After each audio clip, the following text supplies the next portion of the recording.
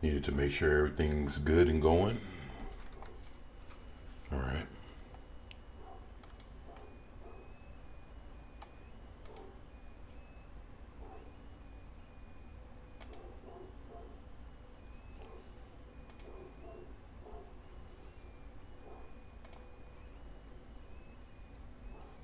All right.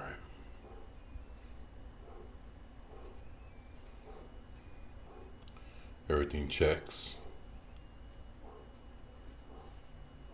All right, good, good. Man, what a day, what a day. But it's good to be here, and hopefully all of y'all are doing well. If this is your first time here, just wanted to introduce myself. My name is 24/7, and this channel is called 24/7 Fusion Media, where I cover various topics concerning movies, TV shows, comic books, cartoons, manga, anime. Um,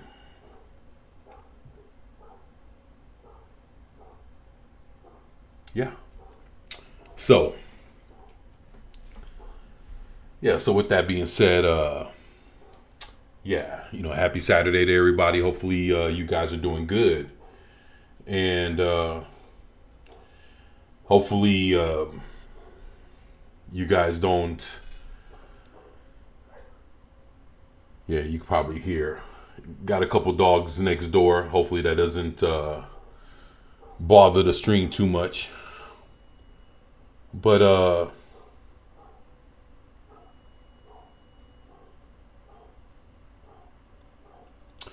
I find it interesting that we're coming across a few things here in the realms of pop culture for today.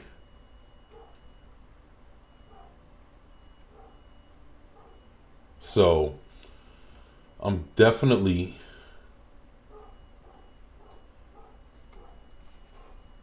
going to let me see where I want to start off with first. Huh. No, not that.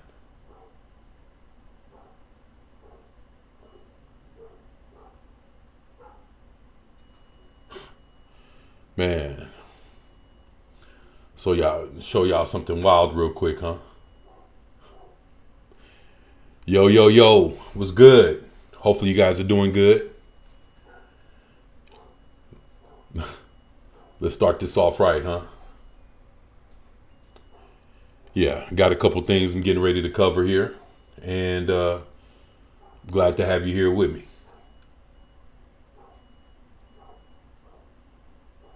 Yo, I seen something. Not believe I'm saying this, but Hassan just. Yeah.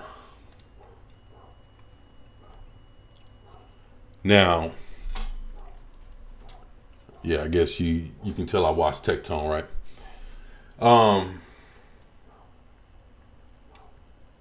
And actually, I don't even know how the fuck that video got on there, but yeah, I do watch them. But anyway, I thought I have something pretty interesting for you guys to check out. So, check this shit out real quick. Jones Barbecue and Foot Massage. Jones Barbecue and Foot Massage. Better come down here, get some of this shit. You like to eat. America loves to eat.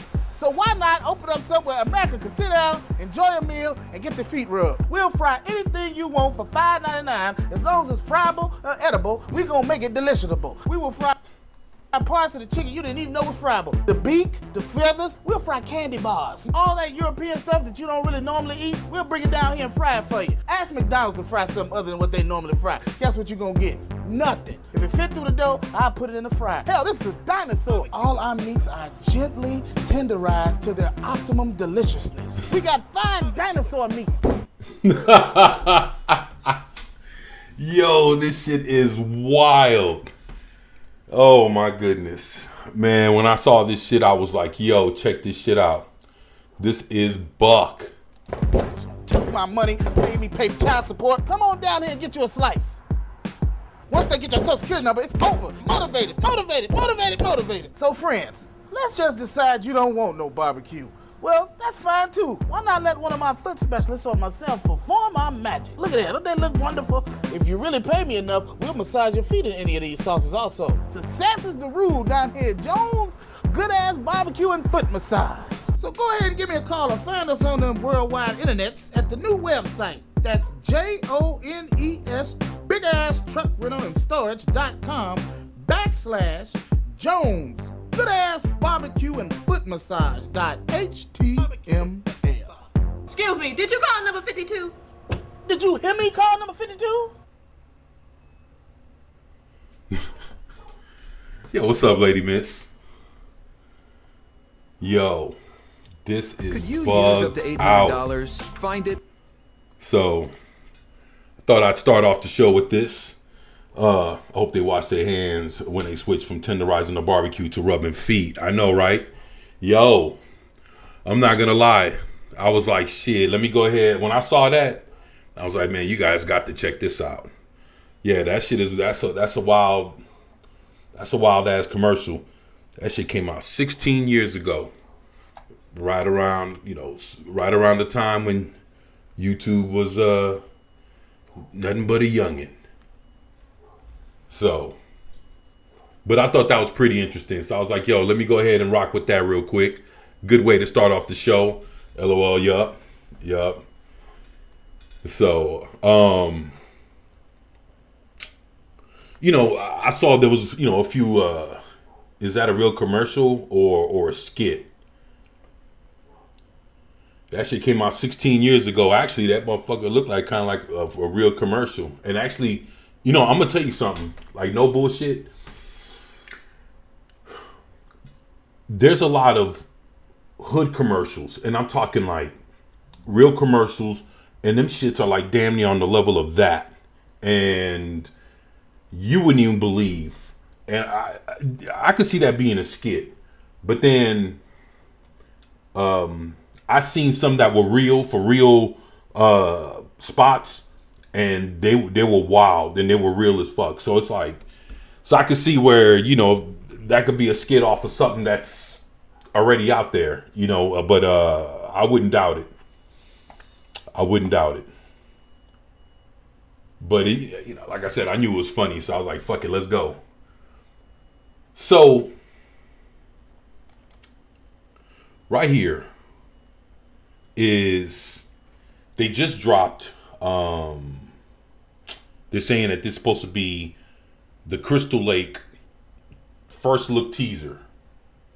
I don't know what it is it's going to be. It's pretty short from what I saw. This is 2 minutes. So I was like, all right. I love Jason, love Friday the 13th, Crystal Lake. I know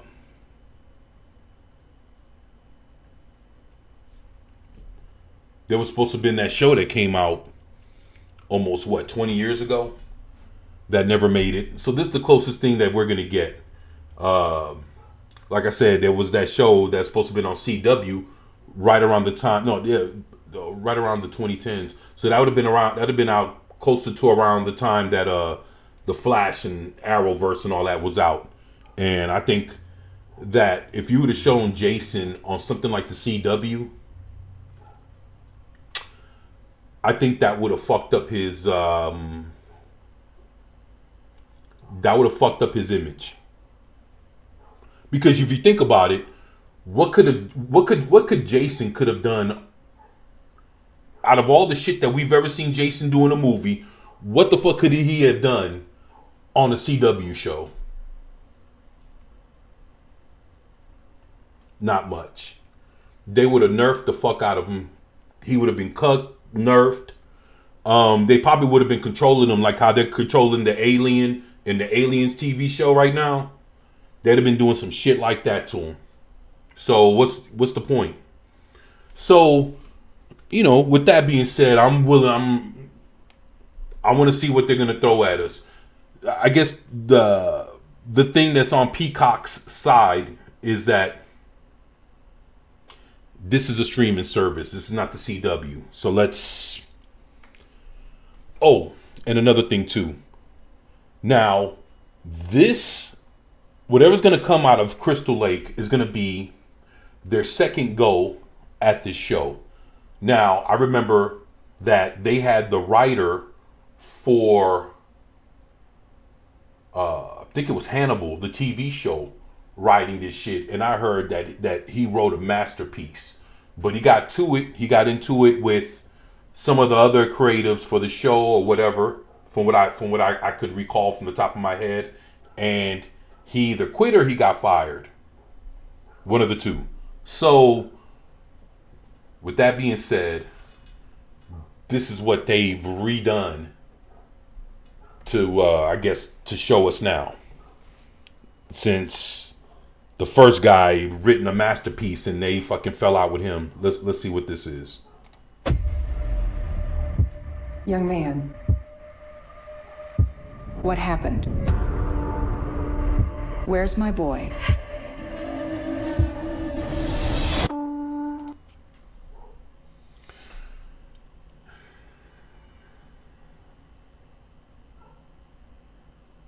Really?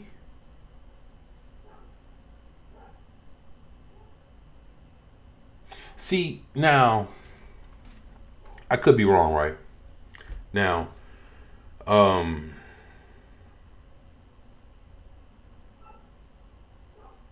right, let's just keep going. Fuck it. Let's go. Let's go. That boy was a burden. If you don't stay quiet, it'll be a burden on us. What brings you back? He's still out there somewhere. He talks to me sometimes. What is Okay, because there's an elephant in the room here, right? Already. Now, when we sit there and we look at, that's supposed to have been Jason that went into the water. Why he look like a regular ass kid that's bald headed? I'm just saying, all right? I'm just saying. Because I saw that. And it was clear. So, just trying to figure out what's popping. What does he say? Kill them, Mommy. There's a place where lovers go to cry their troubles away, and they call it People say, Lonesome Town. So they went from the Hannibal dude to the creators of Welcome to Derry. Okay. To be honest, since I've been away, I've read and checked to see what was popping. Now, this could have, slipped by me. But this is okay. All right. Because I've made videos about this show. And, yeah. All right, let's go. every inch of this place Where the broken hearts stay, is stained with someone's sin. and the only price you pay. I always thought.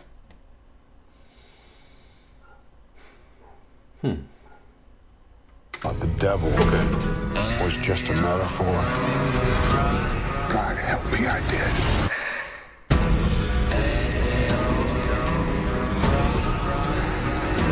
I'm telling you. I hope this music don't get me. You know what I'm saying? But so far, this looks good. It looks good. I'm just...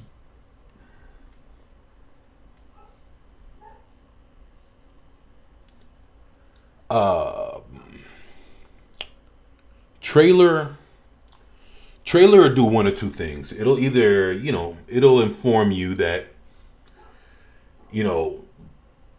it's not, my spider senses are not tingling. You know what I'm saying? But at the same time, even though this showing something without, people are dying, some shit's happening. The thing we need to see is how it all goes about, like the execution.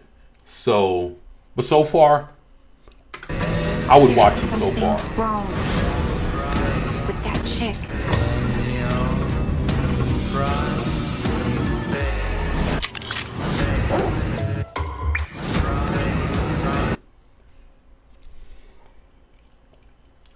Okay.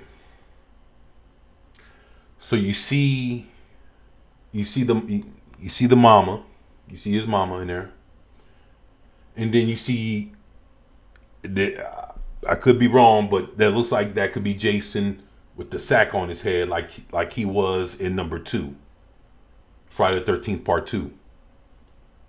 Interesting. Okay. The body was gone when you got there. Huh. Not bad. Then where is it? I can learn to forget.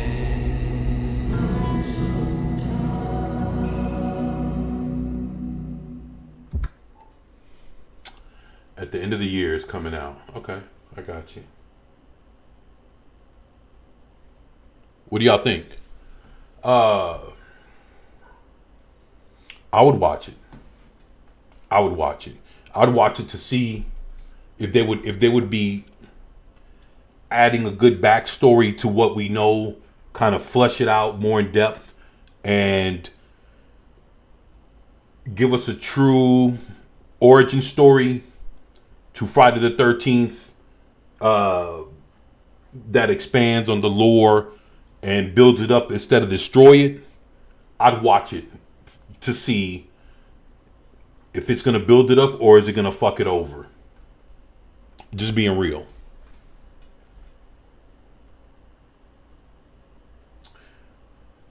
I also heard that people, maybe I'm wrong, but I heard people genuinely enjoyed Welcome to Jerry. So if that's the case, and the people that put that shit together are doing this, I'd give it a watch. Now, will I spend, I don't know what the fuck they're asking for Peacock a month, but no, I wouldn't. I wouldn't do that.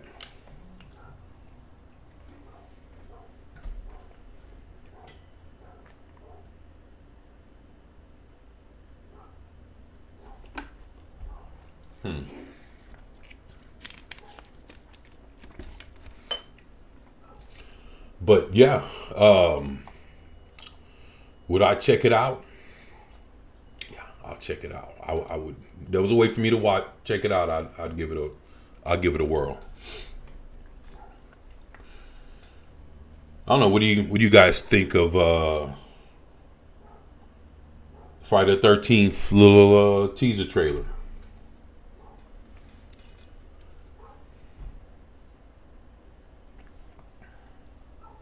Would that be something you guys would you guys give it a go?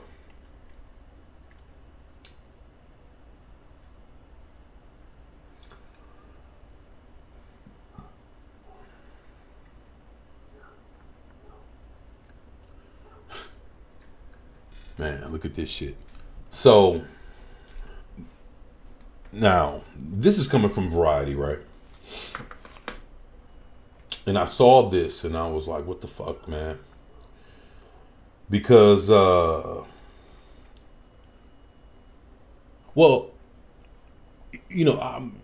are too many Friday the 13th movies. You think there are too many movies? To be honest, I look at Friday the 13th like Godzilla.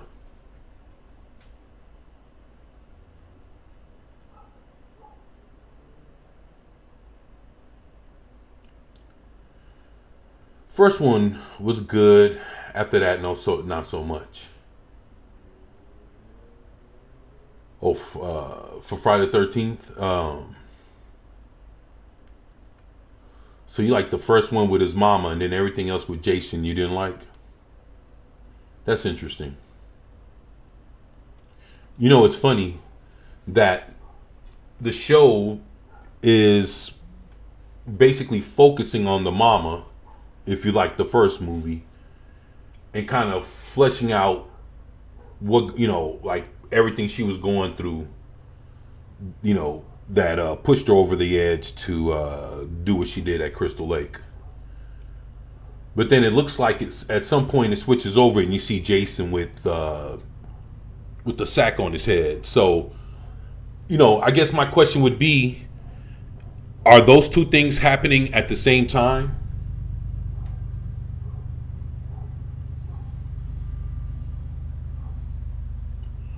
Now, just thinking about it, because, so that means that when Jason was wearing the sack on his head with the little eye cut out, his mama was still doing her shit.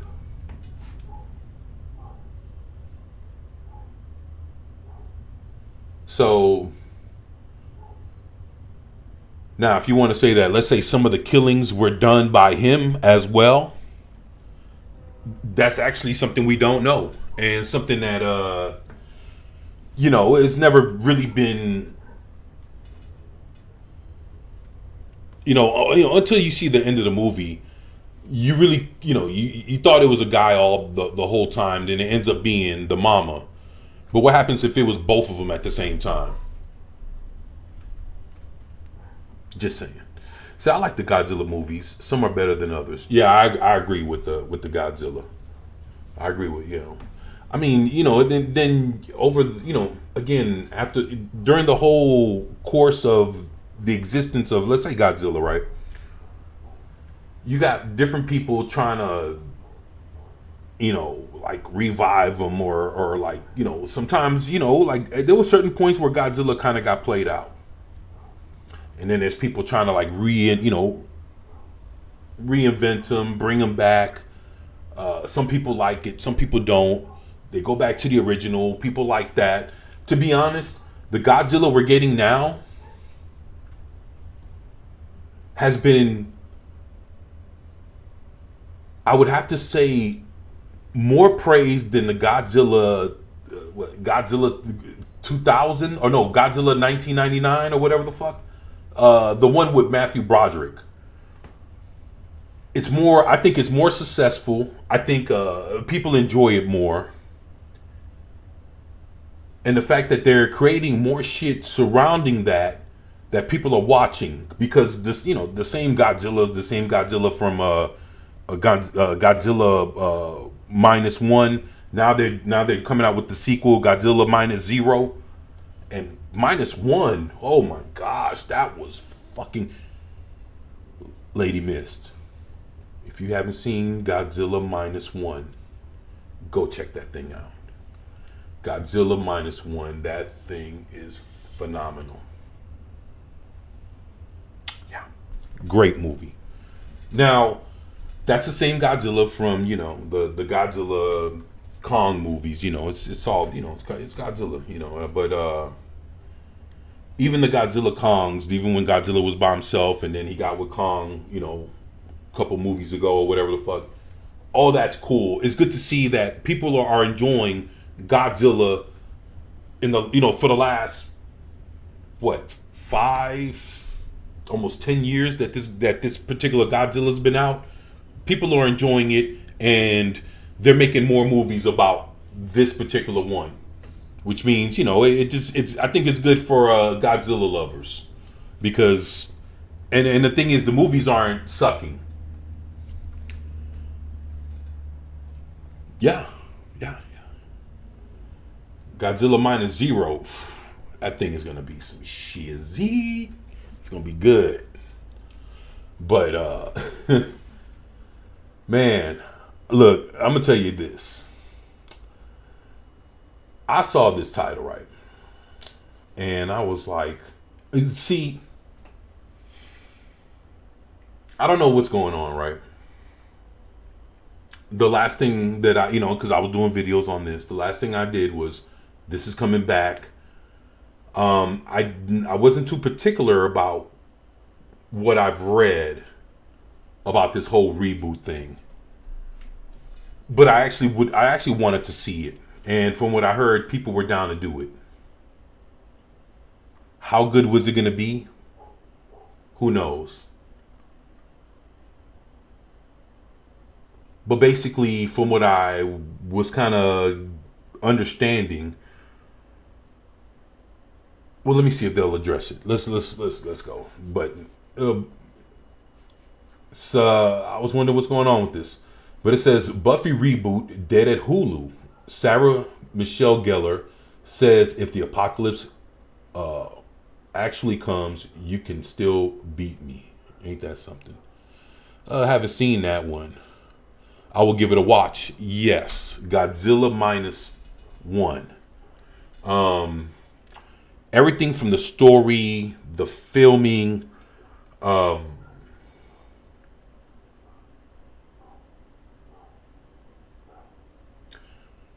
everything from the action to the story. To be honest, it won awards. It won awards. So that's when the fuck did I forgot what big award this shit. It won some big award, and for Godzilla to have won something, I don't know if it was special effects, cinematography, or just like it was some shit. Like it won some shits. And the fact that Godzilla movie, like again, when does this happen for a Godzilla movie? So I'm actually, it looks good, yeah. So yeah, you know, I'll tell you what, if you want, I'll pop the trailer on right now. We can give it a whirl, or you know, or after this, I can go ahead and you know, let it run. If you want to check out the trailer, I'm down for it.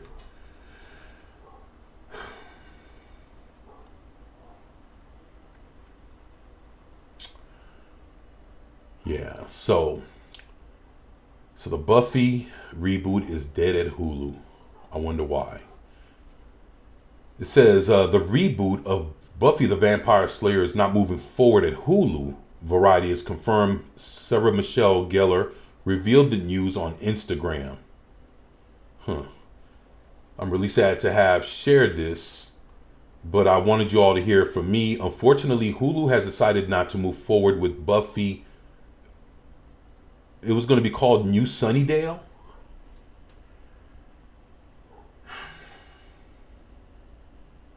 Why?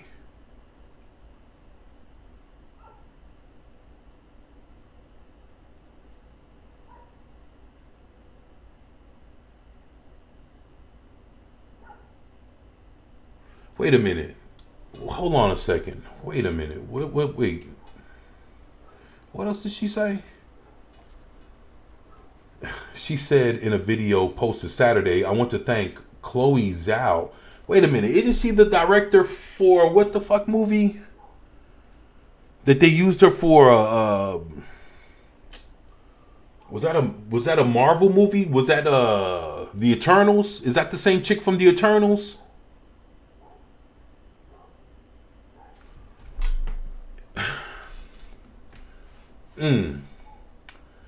She said, because I never thought I'd find myself back in Buffy's stylish yet affordable boots. And thanks to Chloe, I was reminded how much I love her and how much she means not only to me, but to all of you.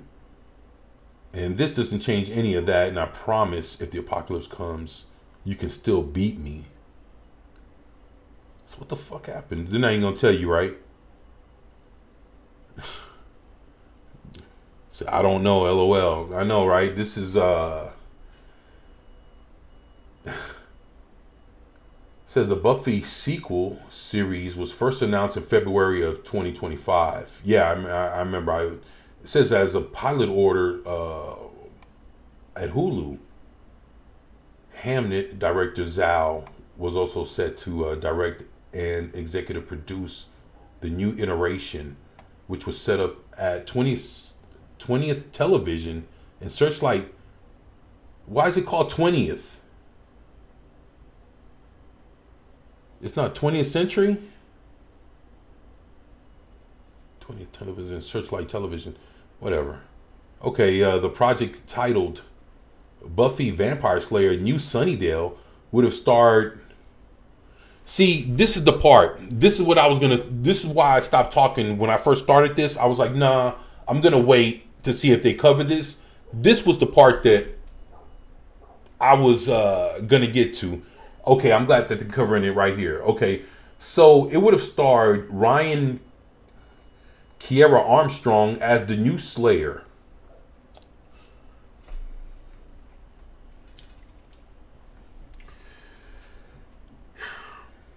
Okay, so you know what this is? This is the exact equivalent of when Disney did the Willow show and Willow wasn't even the star of his own shits. The exact same thing. So this is called Buffy the Vampire Slayer New Sunnydale, starring a new Slayer.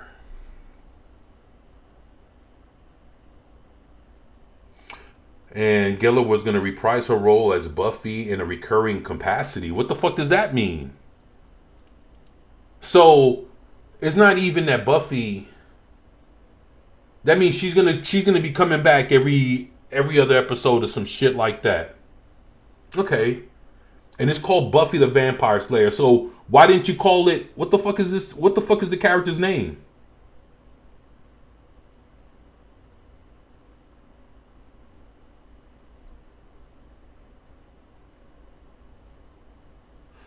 You know what?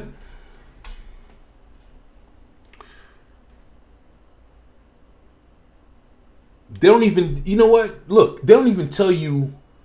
Okay, so Ryan Kiera Armstrong is the new. Okay, so you got Faley, whatever the fuck this is, as Hugo, Ava Jean as Larkin, Sarah Bach as Gracie. So look, they even telling you the characters. So what character did Armstrong was supposed to play?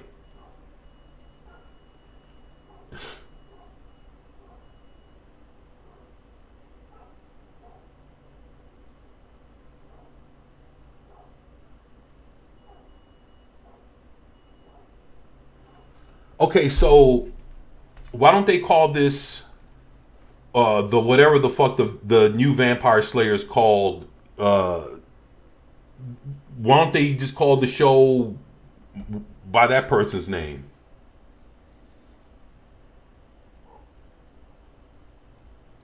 Like, you know, like WTF the Vampire Slayer. Like whatever the fuck. That's what I mean. Like whatever the fuck the Vampire Slayer. Why don't they why didn't they just name the show that and just been done with it? See, but nah, I guess they want to piggyback off of Buffy and just use the name to introduce somebody that's not called Buffy, but still call the show Buffy. Some dumb shit. I would have, yeah. And they were all cool with that shit too. What the fuck? A source close to the show indicated that despite the reboot not moving forward, there's a lot of love for Buffy, and the streamer will still consider future iterations on the IP. Basically, the door's still open if you guys come up with some better shits. Nora Zuckerman and Lila Zuckerman were attached to write, showrun, and executive produce New Sun. Well, who the fuck are they? Nora Zuckerman. I don't know what the fuck that is. Okay, and all these other people. Dolly Parton. So Dolly Parton and Sarah Michelle Gellar were one of the fucking executive producers? Wow. All right, Dolly. Original series creator Joss Whedon was not involved in the reboot. Okay, all right. So the original movie was directed by Fran Kuzi and written by Whedon. So either way it goes, Whedon's getting paid for this, regardless.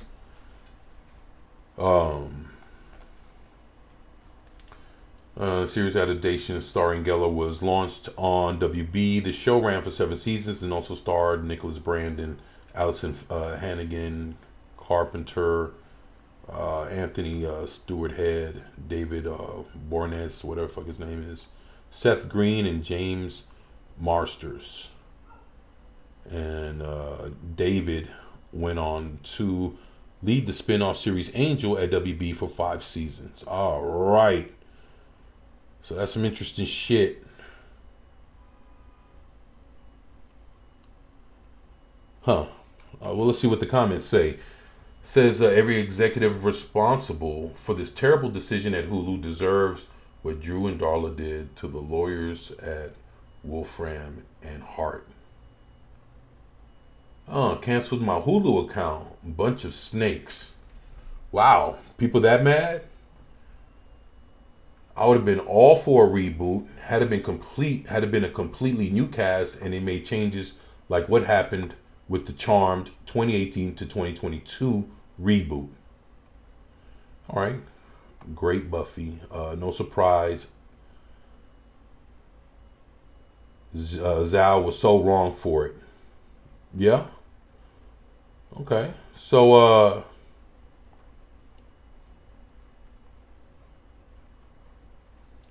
and I agree. How can you put Chloe Zhao, whatever the fuck her name is, attach her to Buffy, and then replace Buffy on her own shits?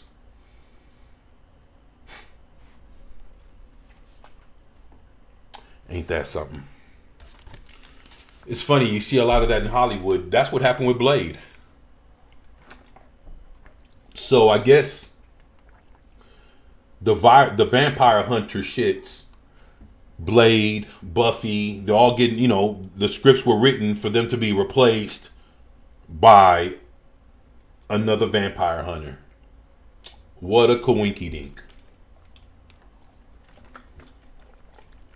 And both dealt with the same death. In the words of what Asmongold says, rip bozo, right? That's one of those. What a damn shame, man. Rip bozo. That's a damn shame. You're gonna replace her with somebody else on your own shits. She was getting willowed. She got willowed on her own shit. Ain't that something? And Willow is so bad, Disney Plus doesn't even I don't even know if you can probably find bootleg copies of that shit if somebody fucking DVR'd it. But if you didn't DVR that Willow show, that motherfucker seems to have got nixed from existence. So I rarely watch reboots. I know, right? See, but the funny thing is, this wasn't going to be a reboot. I hate that word. That shit is like, people don't know what the fuck a real reboot. This is not a reboot. This is a continuation. It's like now, it's just, that word is just so remake, reboot, remastered, reimagined. I mean, fuck. I mean, we might take remastered out of there, but all the mother words, yeah, that's the buzzwords that when you hear that shit, you're like, fuck that. Says, I like the original, but they usually mess up the reboot. Exactly. The thing is, it's funny how it's like you don't know what the goal is when they do these reboots or remasters or remakes. It's like, are you guys trying to be better than the original? And the thing is, they end up being inferior copies. RoboCop was one of them. I was like, fuck, new RoboCop. That motherfucker's in all black. Then you see that he has a regular fucking hand, and it's like, man, that shit's weird as fuck. Cool bike, cool red visor or whatever the fuck, but it was just worse. And it was like, man, you can't do it. There's so many fucking shows. There's so many movies. I mean, hell, even that with Ryan Gosling, the whatchamacallit man. What the fuck was that?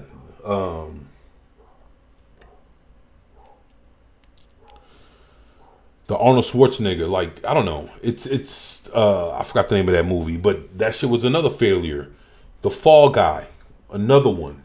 And I mean, we can go fucking back to back to back. So many of them came out in the last like 6 months. She says, a continuation I will watch if it looks good and give it 4 eps to get me to want to see more. Okay, so basically you would have gave it like 4 episodes to see if it looks good. You would consider it, you know, watching it for 4 episodes before you decide, hey, I'm gonna continue to watch this shit or I'm done. Yeah, I get it. Yeah, I would be the same way. Sometimes depending on how bad it starts, man, it might be 2, maybe 3 episodes. Because sometimes shows have a weird fucking start to it, and then once you kind of get through that, you can see it pacing a little bit better, and you can kind of like work through it. But sometimes it's like, damn, you're drudging along just to get through the episode. You're like, fuck, when is this thing gonna end?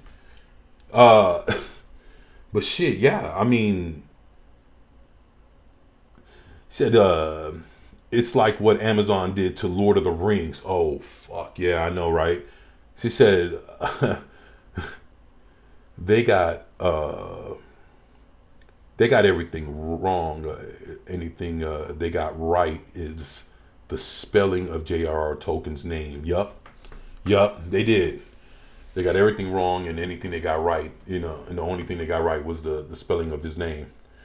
Yeah, they, and that's the thing. It's like they'll sit there and look at Tolkien's work and be like, hey, we're gonna redo. We're gonna come with our Amazon's like, look, we're gonna come with our version of Lord of the Rings.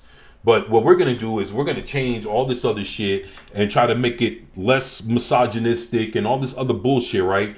They'll throw all that in there, try to turn it around, spin it the way they want to, and they think that they're coming to you with a better story idea in the whole nine than what Tolkien had written out himself. And you know what? Not only that is a problem, that's a problem that Hollywood writers have when they're actually trying to convert actual stories that resonate with the people so well that when they sit there and they write the script, they think that they're fucking smarter than the people that wrote the book. And even with comic books, oh my God. If you read some of the stories that some of these movies were really based off of, you would be like, holy shit. It would make you look at the actual comic book movie itself and be like, well, what the fuck happened?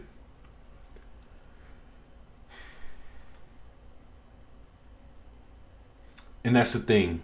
For some reason, when these people are writing the scripts, they thinking that they're correcting the character as they write it. So if this guy is known for being a fucking macho kind of guy, guess what? We're going to cut him. We're going to take all that shit out and boom, boom, boom. It's just what it is. And it's fucked up. It shouldn't be like that, but that's how they do it. And it betrays the character because however which way they decide to, that's what they did with Peacemaker. Then write your own story and don't try stealing others' ideas and making something stupid using their story ideas. I know it's and what they do as well is they'll take different parts of the character's history or lore that basically benefits their agenda or whatever the fuck they're trying to manifest in their script. They'll do that shit and then just totally fuck the character over, and then the motherfuckers end up making the movie with the script and thinking, oh well, this is the way our hero. Like, I'm trying to see if they did that with He-Man. When He-Man comes out, I wonder if they're doing that with He-Man. Are they gonna sit there take little bits and pieces of things from He-Man's lore, basically make it fucked up or whatever, and then because look, the he-him thing, that was really fucked up, and that was one little way that they took something from He-Man, put today's ideology and woke shit in there. And so my thing is that all we're getting, or is there some more to be added to it? And I mean, the thing is, He-Man could have stood on his own without the joke. And then what happens when the rest of the world really sees that, and they take, that bullshit, because of the pronouns and the bio kind of thing, and start referring to He-Man through that shit because of it, and thinking, oh, well, that's why he was called He-Man all this time. Now we know the reason why. That's a fucking lie. So it's like, okay, so now you just bastardize He-Man for today's, modern audience with some woke bullshit. And it's like, all right, well, what's next? And that's just where I'm at. So that's another, and the thing is, they'll sit there and cherry pick He-Man's history to benefit what the fuck they're writing, and then make it out to be even more cringe. I'm not saying that's what they're doing. Well, they did it with his name. So what else are we gonna see? Who knows? And then of course, they're saying that Skeletor is supposed to represent everything that's, I guess, misogynistic or whatever the fuck, that kind of thing. So that's what Skeletor is gonna portray. I guess is all the shit that's wrong with men or whatever the fuck. You see what I'm like? Fuck out of here. That's that kind of shit, man. I'm just tired, man. But we won't know till we watch it.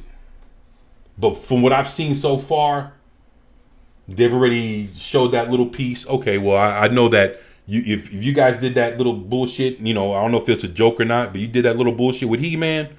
What else is next? It doesn't make it any better, and it doesn't make it more appealing for me to want to watch it. It wasn't like a ha-ha moment. Maybe to somebody, they were like, oh shit, look at this. But not for a true fan. They're going to be like, man, what the fuck y'all just did to He-Man? So no, I don't fuck with that. Yeah, he would become a weak man. Yeah. I want a strong, intelligent hero, both male and female, no weak victim females or stupid ones, or weak, stupid male heroes, and strong, scary villains, LOL. Yeah. And it's funny because the way they were posing it was like Skeletor's supposed to represent everything that's wrong with like men in society now, that, with all the, the way, they're trying to cuck men, it was like Skeletor's going to represent all the reasons why you should be, men should be cucked.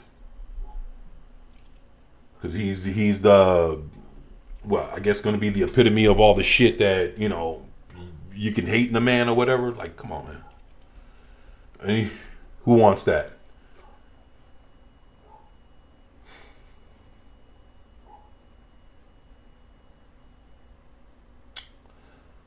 But there we go. And yeah, looks like that's what's happening with old Buffy here. So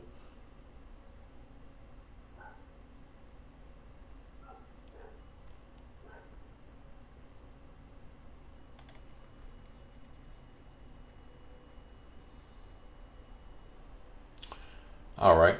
Now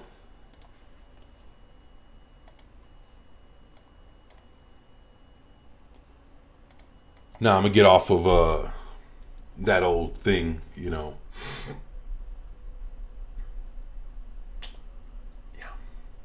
But I saw this, right? On to the next thing. But I saw this, right? And this is supposed to be if I'm not mistaken, it's supposed to be a trailer for a new video game that's coming out, right? And it's called Blight Survival.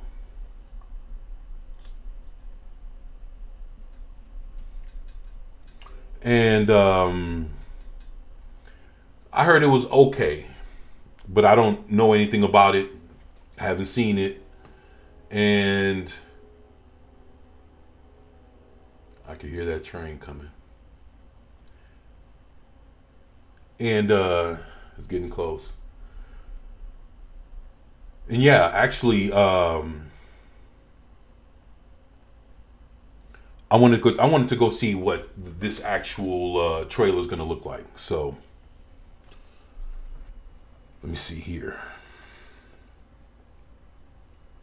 All right.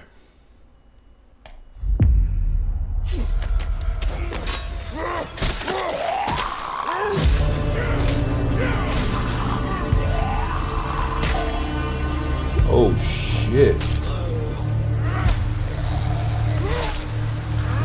What? What? They're doing it like that? Holy shit. Okay, this is okay, yeah. This is my shit right here.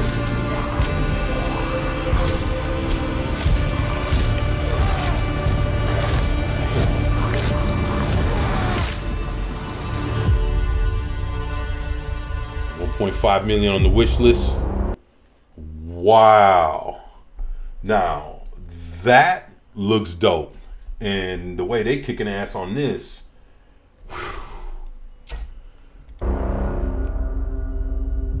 Hi everyone, Ulrich here, creative director for Blight Survival. First off, on behalf of myself, Mats, Ash, and the team, thank you. Hitting 1.5 million wishlists is a massive milestone. We're incredibly grateful for your support. We're taking the time to make sure that it pays off when the moment comes to put Blight in your hands. When we teamed up with that Behavior, Xbox we controller, spent that's a what lot I'm of talking time about. digging into the original vision for Blight. It quickly became clear that if we wanted to truly do it justice, we needed to take a step back and rebuild our core systems from the ground up. What's up, Lady Miss? She says, I haven't seen many men in real that came across as weak if they are on the ground. I give a hand to stand up just as I expect them to do for me if I was in need of a hand. Oh, exactly. Yeah, I'm the same way. Yeah, I mean, ain't nothing wrong with that. And I would do the exact same thing. Yeah. Yeah, I totally agree with you on that. And I mean, I don't know. It's crazy. Society's different nowadays too. So but yeah, I definitely agree with you. We're designing Blight to be a brutal, visceral game. Combat is meant to be felt, from the first clash to the final deadly blow. These finishes are just one part of our immersive combat system that we can't wait to show you in Man, the this future. game's gonna be massive when it comes We've out. started ramping up on small-scale You're looking at playtests. 1.5 So for million anyone who's people waiting interested for in this to shaping the drop future of on- Blight, on, join us on Discord. Steam. Thank you from everyone here at the Wishlist team this of Blight, motherfucker, man. and we can't wait 1.5 to see you million. soon. That's huge.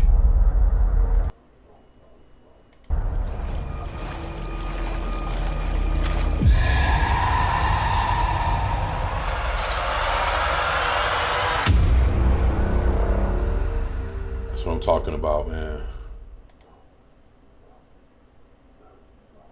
Permafrost. The fuck? What's this?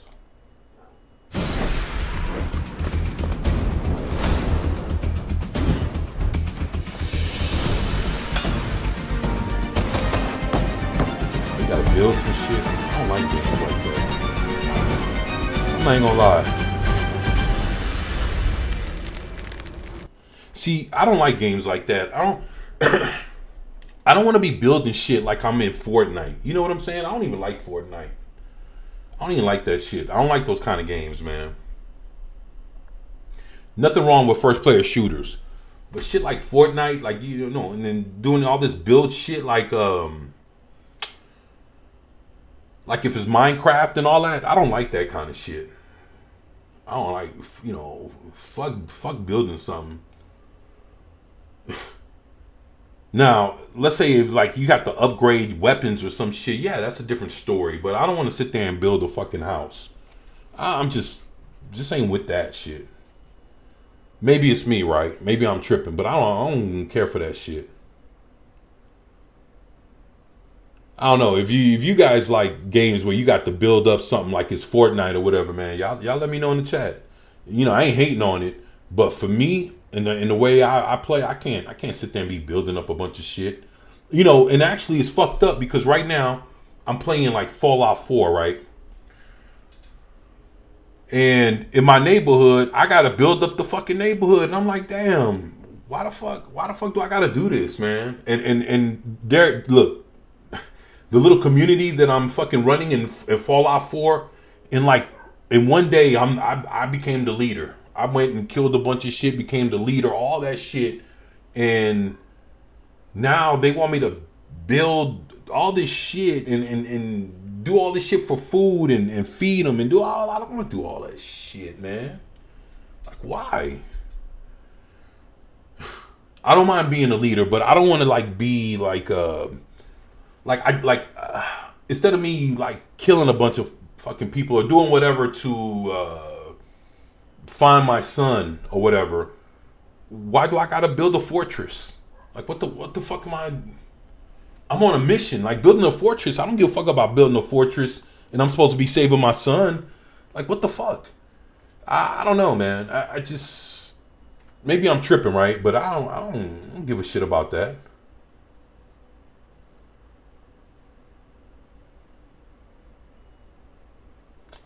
Look at that, man.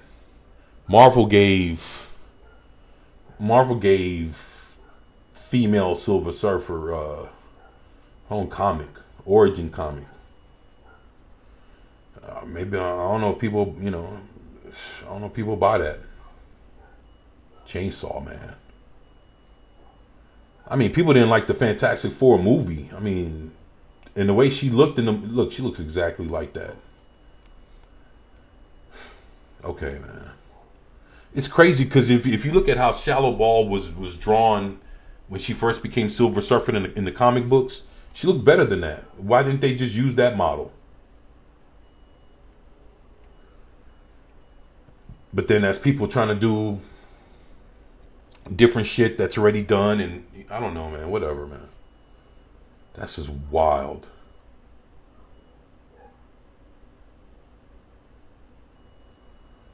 I don't know, they got all this stuff going on in comic books, right? But I don't know, man. I still got to figure out where comic books are, like where they're at right now in 2026. That's a tough one for me.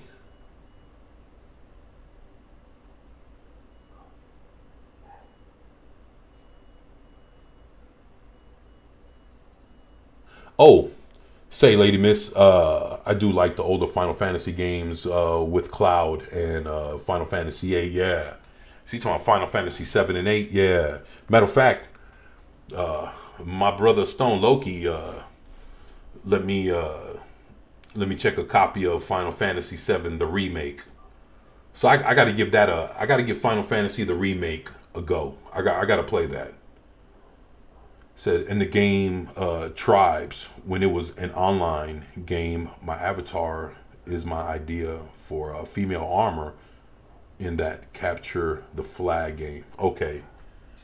Capture the Flag. That's interesting. What's up, Sean? Say, what are your top 3 games of all times? Ooh, shit.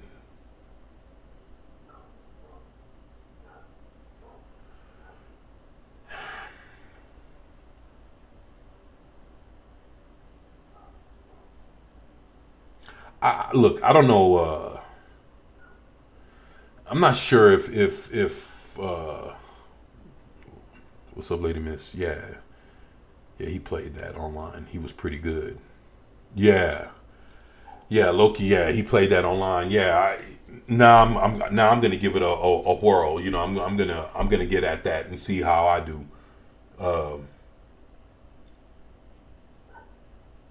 Yeah, Loki, he could play some fucking video games. I'll be playing him in like Mortal Kombat and shit like that. I got him one time. I got him good one time. Shit. That was just one time. I think probably twice I got him. But every other time he tore my ass up.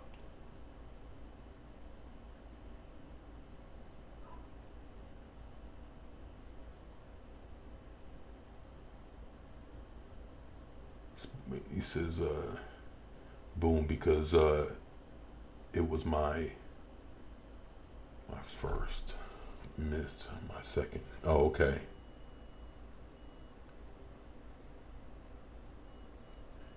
Oh, Doom. Doom, because it was my first and missed my second. I got you. I know, let me see. Games, I would have to say,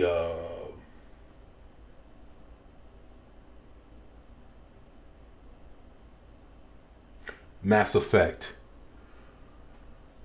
I don't know. That's just one. It's a a series of games, but Mass Effect to me is the greatest video game trilogy of all times. Gated, because if I don't know what 3 games you can play that are connected, and you get to carry over your if there's games now, then they probably took it from Mass Effect, but you get to carry over your progress from game to game. It doesn't start you back from zero, knowing that in the first game you leveled up so much, and then you play the second game, and then you feel like you're back to square one. Well, what the fuck happened to the progress that I made in the first game? And that's how a lot of games, when you play them, and there's a continuation. It's like you always start at the bottom of a new ladder. And some people are tired of that shit, and I guess when they made Mass Effect, they were like, you know what, we're not going to do it like that. We'll let you carry over your progress and all this other shit from game to game to game, along with your decisions that you made and everything else. Mass Effect. No shit. Second, he played that Godzilla game and I went crazy in that chat. LOL. Yeah, matter of fact, I played that Godzilla game too, and that Godzilla game was something else. He says, I like recommending games to people based on what they love. Oh yeah, I feel you. But yeah, I like RPGs and shit like that. So Mass Effect, and this doesn't even include, and I did buy Mass Effect 4. That game.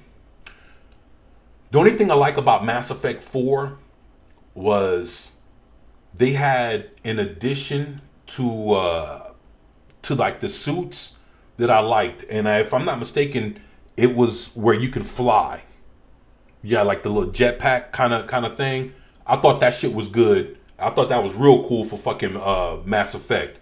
Now, if they take that jetpack shit and put it on Shepard in the new Mass Effect game, I'm with that.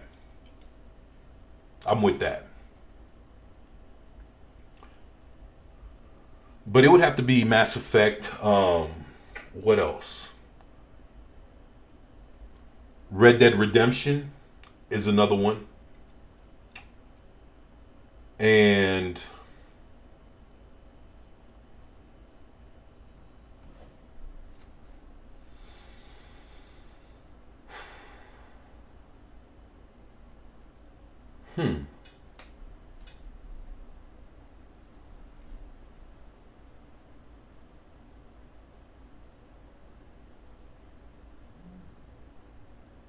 I'm trying to think of anything else that I really had put any time in that's like on that level.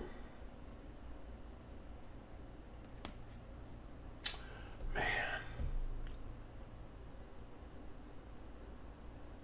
Because to be honest, the whole Red Dead franchise, even with Red Dead Revolver, I own Red Dead Revolver, I own Red Dead Redemption and Red Dead Redemption 2.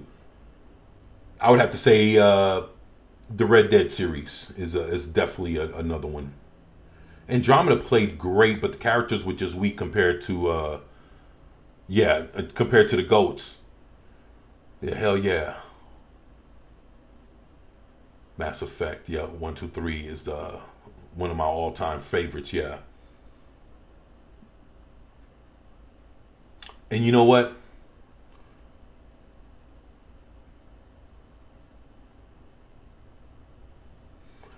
I can't say that this would be my top, but just to kind of think of something else that was like real fucking good was Gears of War. So let's say in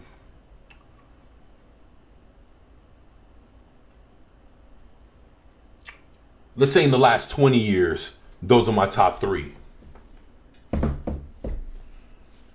Red Dead Redemption, Gears of War, and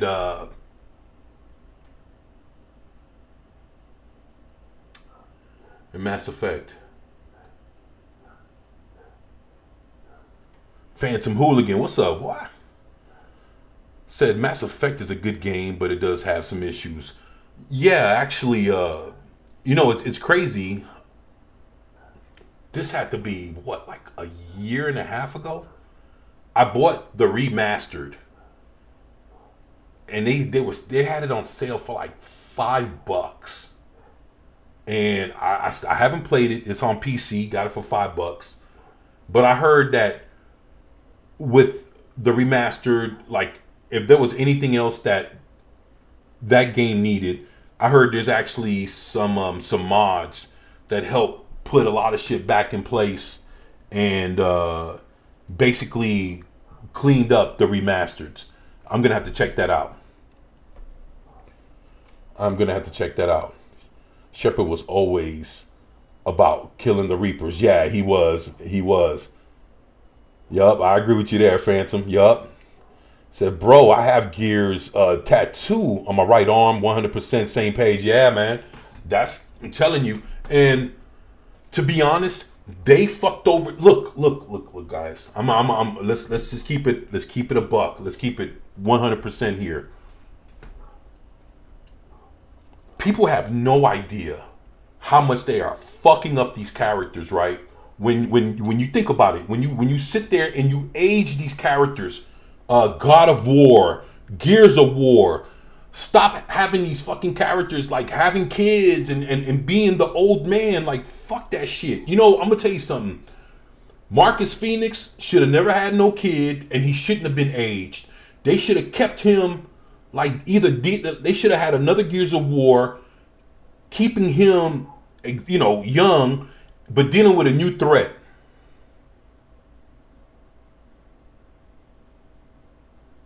Or dealing with the shit that you got the characters in what, Gears of War fucking 4 or 5 or whatever fuck. The one with his son. And then in the 5th one, old girl takes over. Man, I can't stand that fucking chick, man. Look, I remember playing co-op with me and my son, and I told him I'm not playing with the girl. So he played with the girl, and every time, you know, he died or whatever, I just would laugh. Why? Because I just couldn't stand the character. And I would, you know, it's like, yeah, I want to beat the game, but if she got shot up, I'd be cheering for the fucking bad guy. That's how much I don't like that character, and it's fucked up because I need her to win. I know, right? Played the remaster, and they are solid on console. It got updated, so all it looks and plays are solid. Oh, that's what's up, man. Said Gears 5 didn't need to have any pandering in it. That's exactly. Look, the thing is you take it from Marcus Phoenix, and then you take it from his son. You give it to this girl who has these powers to connect with the monsters, and then all of a sudden she's the key to everything. Come on, man. In the video game too? Like, I can't do it. I don't want to play a video game where there's some girl boss chick that I don't even fucking care for. She's like the key to everything, man. It's like, nah. Oh, she got this power and now she can detect and all this other shit. It's like it's the same shit that the Alien show is based off of. Oh, it's the girl. She has the power to fucking control the fucking queen of the aliens. Gears of War 5. Same shits.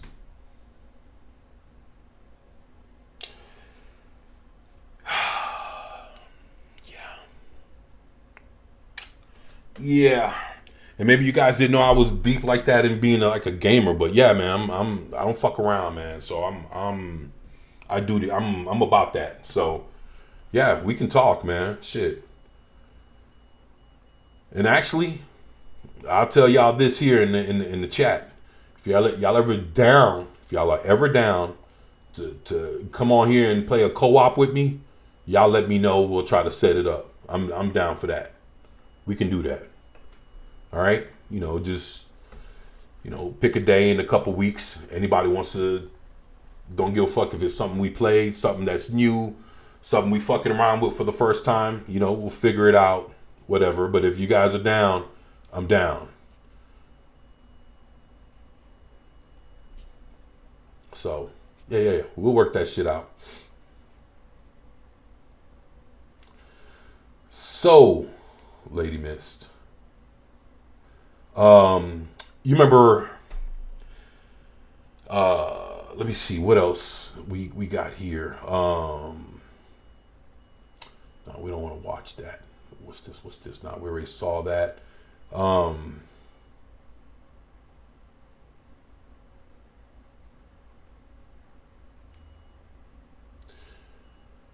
Did you know that, Disney and I think Hulu are getting ready to put out like a Harold and Kumar kind of movie? And we talking the Harold and Kumar Go to White Castle type movie. Oh, Cash Money, what's up? What? Oh, okay, yeah. So you went from Cash Money to being a Phantom. I feel you, man. That's what's up. Yeah, but Disney is getting ready to put out their own Harold and Kumar Go to White Castle movie. And it's called some shit like, it's called Pizza.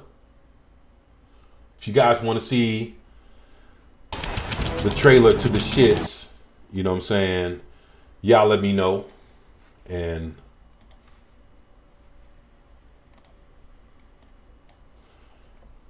but yeah, yes, LOL, yeah. So this is Disney's version.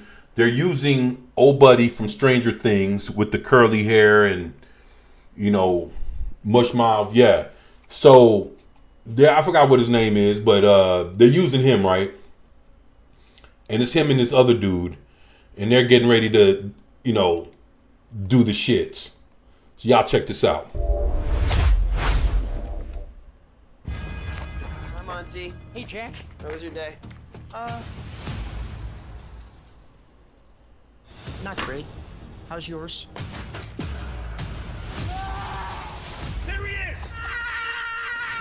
We're in college, Monty. These are supposed to be the best years of our lives. I just want to have a fun night for once.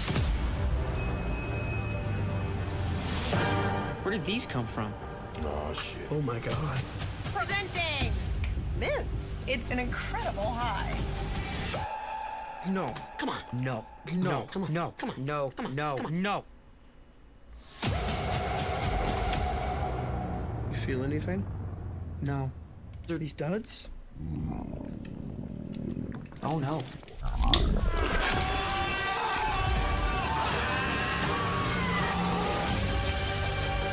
It's an incredible high. So long as you take it with pizza. Without pizza, it'll blow your brain straight out your... What? I am Snackatron 3000. To receive your pizza, meet me in the lobby. This is 2 flights of stairs. There's no way we'll make it to the lobby. There's RAs. Room check! We are not of sound mind. Let's do this.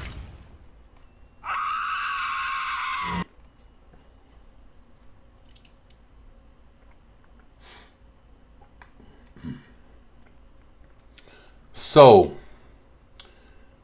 Disney, Hulu, and motherfuckers are, what's that, MDMA? What are these tabs? Like, what are they doing? Like, I mean, shit. And just think, yeah, LOL, yeah, that's... Why are our heads exploding? Earlier tonight, when I was in your room, and I spotted a tin of mints. You are not coming with us. You guys can't just leave me here.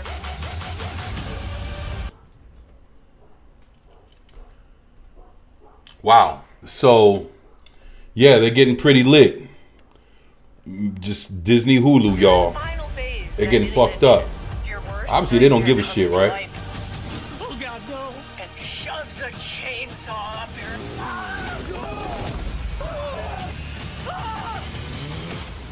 We gotta get that pizza.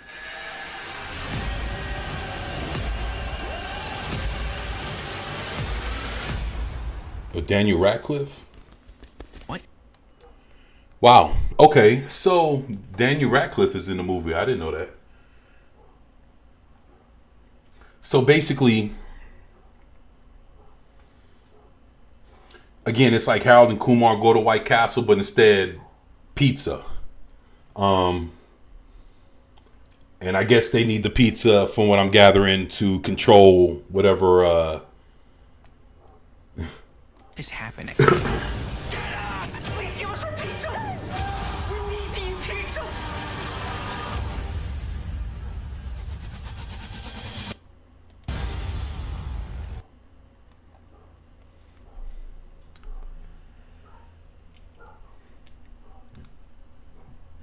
Lady Miss, Cash Money, Classics. What's up? You guys gonna come watch? You guys would watch this? Banana, Sean, let me know, brother.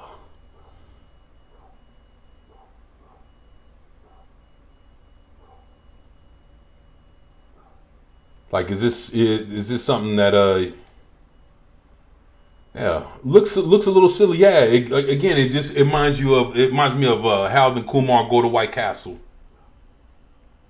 You know, bunch of guys chasing them, and you know, they take something that, and you know, they're getting fucked up, and they go on an adventure, and they find out that they need pizza, and it looks like every which way they try to get pizza, they can't get it. And I guess they need the pizza to help balance themselves out. So, said this movie looks amazing. I can't wait to not watch it. Sean, back in my stoner days for sure. LOL. Yeah, you know what? To be honest, it doesn't look woke. Let's just, you know, like I'm just saying, like traditionally, it doesn't look like it's trying to push anything on, you know. But I guess the funny thing is to see this dude from Stranger Things that, you know, of course we've been watching him for about a good part of 10 years, right? Give or take, you know, a couple years. And just to see him, I guess, do something different, you know,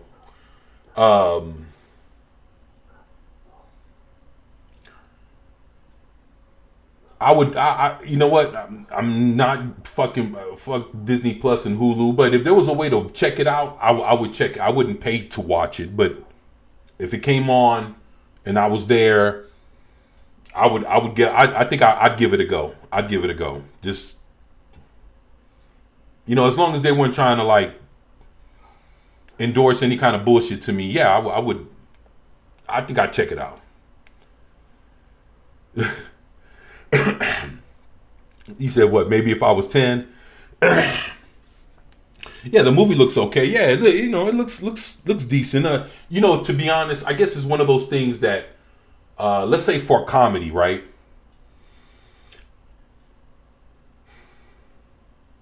There's not a lot of comedies I would want to watch that are coming out like right now. You know, my bad. Damn, I thought the camera. Because I'm looking at here and not looking at my. So basically, is this all right? So it's like there's not a lot of comedies that I would want to watch right now. Nah, not really. So let's say a comedy like this, it kind of pushes the barrier. You know, motherfuckers smoking or drinking or whatever, you know, popping a pill or whatever the fuck. But then again, I don't know, man.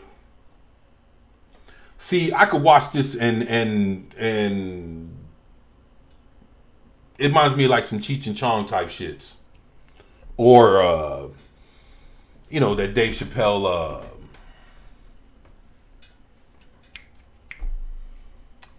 I forgot the damn movie, man, but you know, the one that you know, they gotta pay old buddy back for the weed and shit. But yeah. Again, I would watch it if I didn't have, you know, if I didn't have to pay for it. If somebody says, hey, you know, I got Hulu, you want to check this out? I'd be like, yeah, all right, let's go. But I ain't paying for that shit. They could just make their own pizza. Right. Yeah, that's true. But I guess as young as they are, would they really do it? Pineapple Express. Yeah. It's kind of like a Pineapple Express type shits. You know, I guess you could look at it like it's in the spirit of what that used to be. They don't do movies like that no more. You know, what kind of movies do they have that's like Beer Fest or Harold and Kumar? You know, like, fuck, man, I miss those kind of movies, man. So if this is kind of going in that direction, I say for the spirit of it all, I'd give it a watch. I'd give it a watch. You know. There's a lot worse out there that I wouldn't watch. And especially if you call it comedy, nah. But this, yeah, I you know, it ain't trying to sell me on nothing. It's just about a bunch of motherfuckers getting fucked up and they want some pizza. All right, let's go. You know, that's all. But yeah. All right. So all right. That's, yeah. All right. Let's see. Look. Now, I don't know if you guys want to see this, right? Now, this here, I came across it. I haven't even watched it, but this shit looks buck. It's called Dr. Goofy: The Tale of a Man Who Became a Dog. A horror short film. It's only like 5.5 minutes long. This thing came out a year ago and has 1 million views. I know you know, and that's another thing.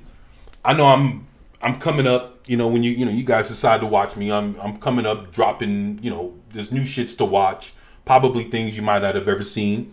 And that's cool, because let's say in the spirit of like pop culture and, you know, and what we enjoy, I'm going to come up with some of the AI battles, maybe some shit that was made that's a cartoon of like the pun. You know, if it's cool and it's fun and it's about some shit that we enjoy, I'll pop it in and I'll give it a go. You know, if it looks good and it's entertaining, I'll give it a thumbs up. If not, then, you know, we'll see it for what it is and keep on pushing. So, you know, but with that, you know, I'm definitely going to be covering things, and I'm glad that, you know, you guys are hopefully enjoying what I'm showing off. But if you guys are interested, and this is supposed to be a horror film, let's see how this goes.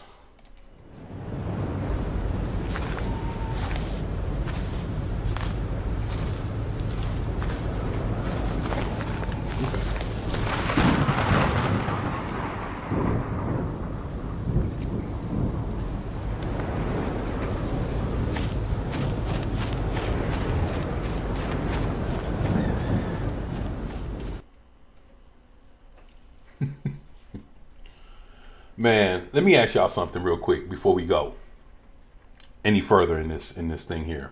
Let me ask y'all something. If this is a horror film and you see the way this title is going, even with the little hat on the G, right? How do y'all think this is going to go? And when y'all think about it or y'all type it in, I'm going to go grab me some water. The refrigerator's like maybe 4 steps away from me. So, you know, I'll be right back.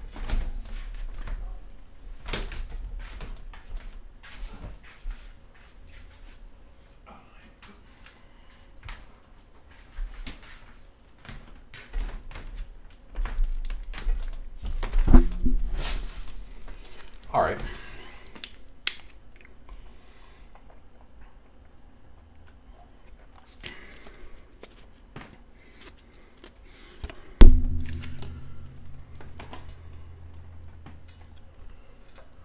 I wonder if we're gonna hear him go "Garsh," that kind of thing. I wonder if that's gonna happen. Let's see. Let's see.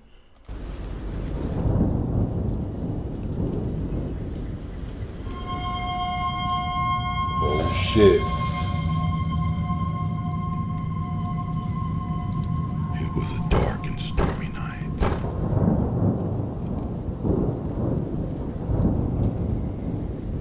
The room illuminated with darkness.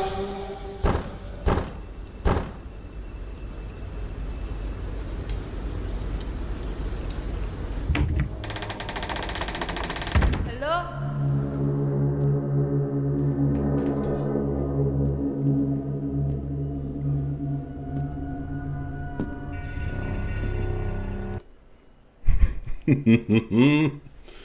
Dr. Goofy. Very, very interesting. I never thought I'd see some shit like this, but here we are, right?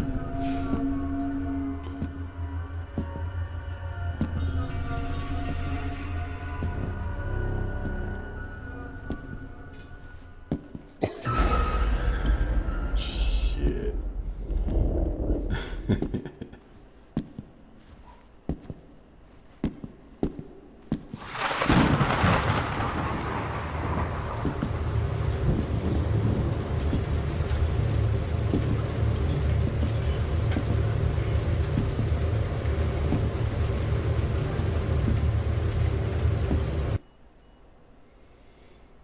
The fuck is that? Cardboard? What the fuck is that? Oh, newspaper.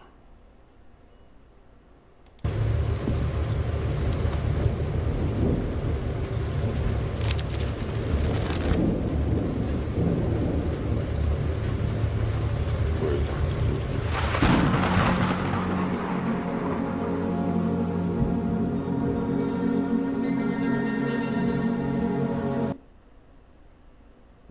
that?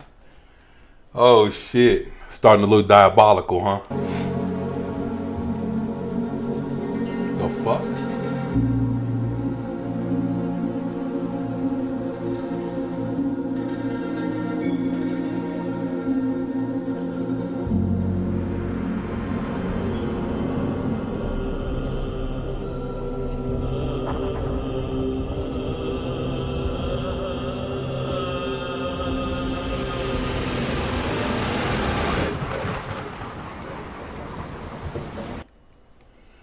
What? Are you fucking...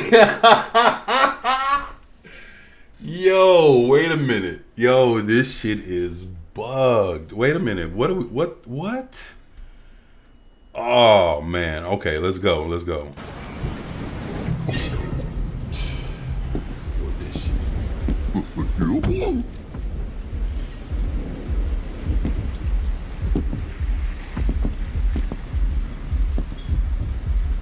Is there anyone?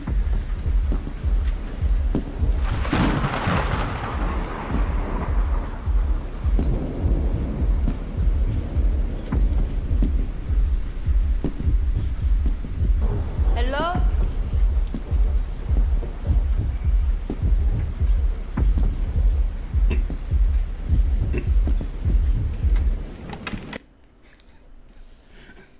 What's up?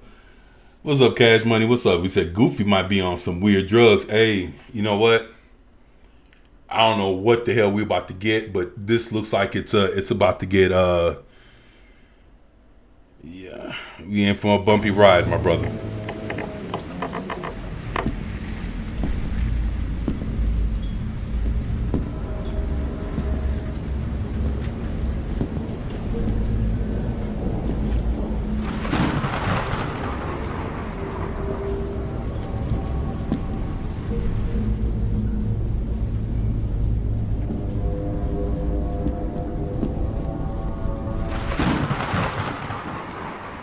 Are you fucking kidding me?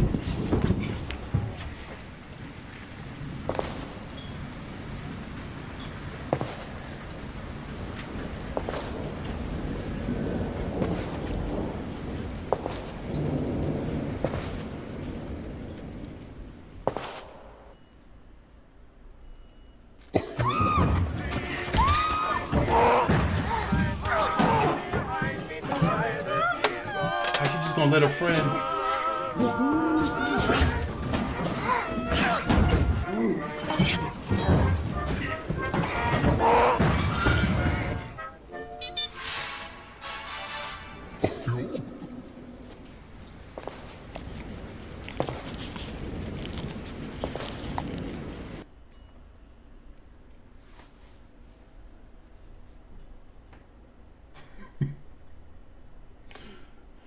What's up, Cash? Low budget Goofy. Like he on some gangster shit though, huh? Hey.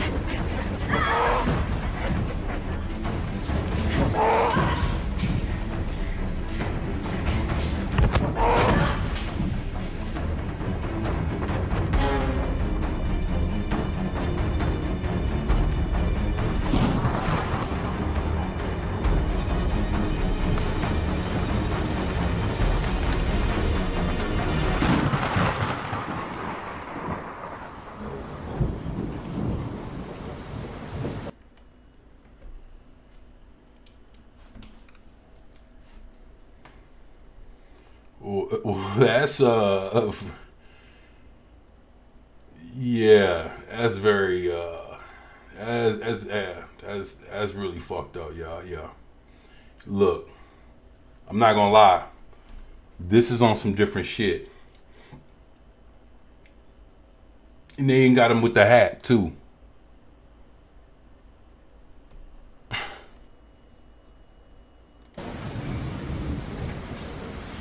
The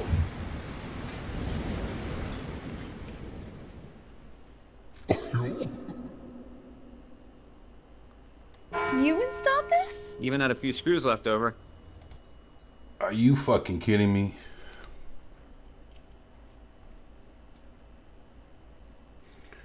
So basically he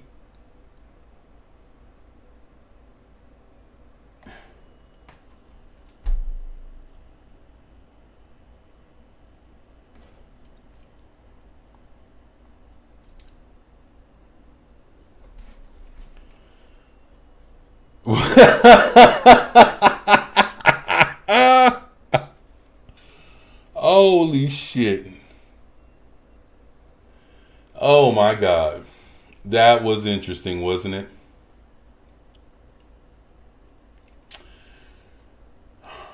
Well, look, I think I have something interesting, right? That I think will, I think it can kind of like wash the taste out of our mouths from Dr. Goofy, right? Even though it was that shit was wild still, and with the effects and the whole nine, I'm not even mad at it. I could see the interest. I could see why somebody would be even halfway interested in wanting to see why, what the fuck is this? I think on just the curiosity factor, I can see why people hit the button. That's all. Yeah, that shit was wild as fuck. Look at that.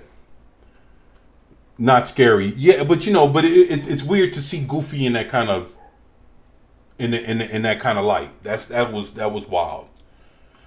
I guess that's hell.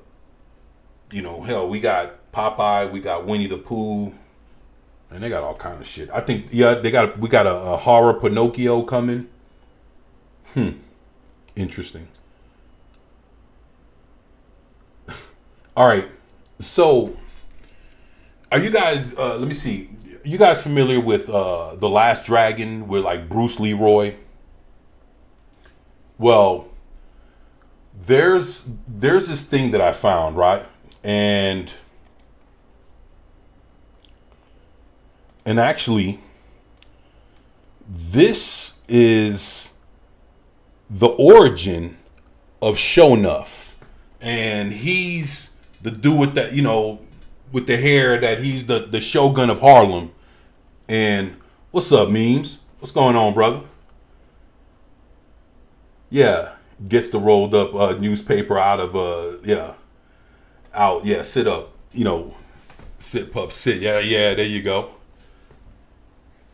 Yeah, basically up. Yeah, we got Memes in the house. What's going on, Memes? Great to have you here, brother. We've been watching just a bunch of different, little wild shits. And right now, I saw that someone, this channel created this cartoon that I thought was pretty interesting. I only saw the first few seconds, which told me, you know what? You might want to check this out. And this is about the origin of Sho'nuff, the Shogun of Harlem, which is the actual villain. He's one of the bad guys for, in The Last Dragon with Bruce Leroy. And, if you think this is something that you'd be interested in checking out, then I'm about to hit play and kind of run it a little bit. This thing is it says 10 minutes long. I don't know. I've never seen it, so I don't know if it's going to be actually good or not. But I figured, hell, we'll give it a go and see how it rolls. Sho'nuff. The city didn't kill the gangs. It just refused to dress for the war anymore. The destroyers once ruled Coney Island. Blue denim, hard edges, business first, muscle ready. Until they exploded and faded into history. But in a prison yard upstate, a man forged himself into something the streets still forgot how to fear.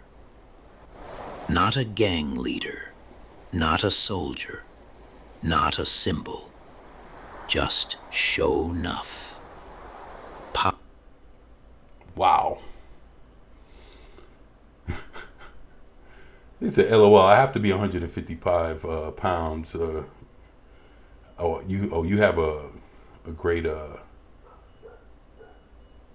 Perrine's dog. Don't scare me anymore. Has 145 pound shepherds before him. LOL. Huh.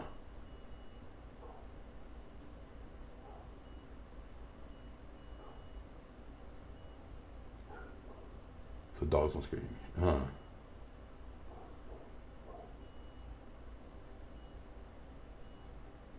Oh, and you had 145 pound shepherds before him. Wow, so you got some big dogs. Yeah, 155 is not anything to fuck with.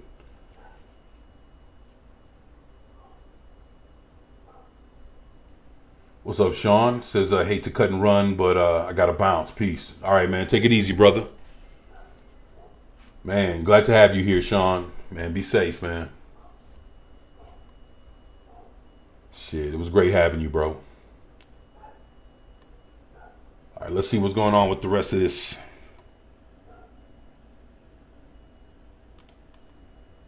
Sho'nuff. Power without illusion.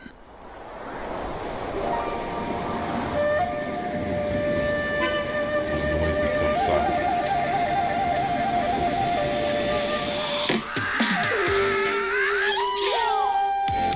And silence becomes power. The unseen fire. What? Yo, this is kind of fire. What's up, Jason? Hey, bro. Good to see you, man. Good to see you too, man. Miss you. We need to catch up soon. Yeah, man. We do, man. We definitely got to do that, bro. Man, it's good to have you here, man. Watching the origin of Sho'nuff. The Shogun of Harlem. Let's do this.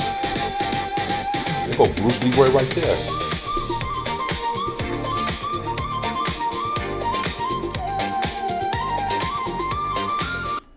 Not gonna lie, the music is kind of fire. I like this.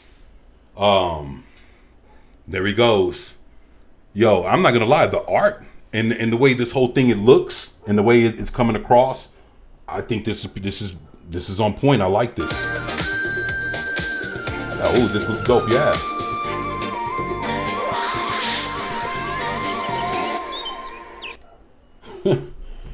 Man, they really doing it. I like this shit, man. This is fucking fire. I like this. You want to change your life? What the fuck? Okay, all right. I see what's going on. They got the commercials because this joke is pretty long. Now, don't worry. It ain't always going to be like that. So my bad, y'all.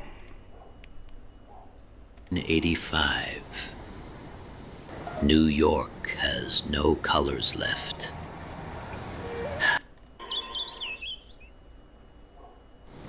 (1985) New York has no colors left. The era of denim waistcoats, turf signs, and gang codes is gone. What replaced it was colder, quieter, and shocking in its simplicity. Looks like the cops from the fucking 80s, yo. Violence is now commerce. Commerce is now dominance. Identity is currency. And one man, freshly released from prison at 43, is about to step back into this new city, still believing in performance and discipline, but no longer in loyalty or honor. Holy shit. Listen, I'm not gonna lie. Yo, the way they're putting this together, they're setting up Show Enough to be like, hell, it making me want to go fucking watch the fucking movie. Man. This is fucking dope, man. I like this, man. I'm not sure if y'all agree with me or not, but I think this thing is good to go. His name is Julian Johnson. They will call him Show Enough. 1942. Julian Johnson is born in the Bronx. He grows up in a city rebuilding after war, but... Wow, so they're basically dropping a whole origin story about what year he was born, and it's crazy. Wow. Okay, I didn't even fucking know, man. I'm just sitting here listening to this. Streets that never forgave poverty. By the early 1960s, Julian falls into street crews, rough, restless, and hungry for identity. By the late 1970s, he becomes a senior fighter in a gang that would inspire legends, the Destroyers. Okay, so basically, let me see if I get this right. I guess what they're trying to say is he was part of a gang. So maybe I'm looking at this wrong, but are they saying that the Warriors history is connected to the Last Dragon and Show Enough and all this shit?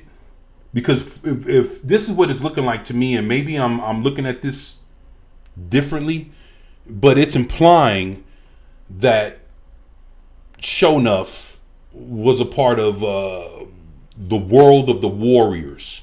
And we're talking the Warriors come out to play. Yeah, those, the gangsters. Yeah. Yeah, with Cochise and them. Yeah. So, okay, let's see. Who were the Destroyers? A once dominant gang in Coney Island, known for denim vests with their logo and serious muscle, not face paint or theatrics. They dealt drugs, ran numbers, extorted merchants, and kept a business edge over emotion. What's up, low Julian spec? loves the order, the discipline, the presence.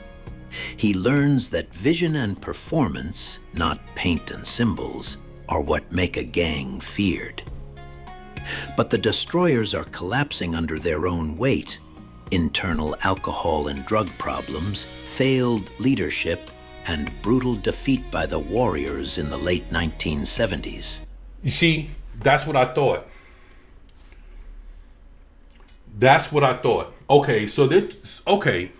You guys see what's going on here? They're saying that Sho'nuff comes from the world of the Warriors. Like it's a connected universe kind of thing.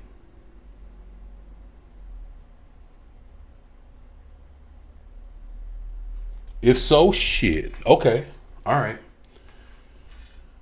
Okay. By 1978, Julian, age 36, the gang is a ghost of itself. Julian clings to its last echoes. Whoa. Wow. So Sho'nuff. Okay.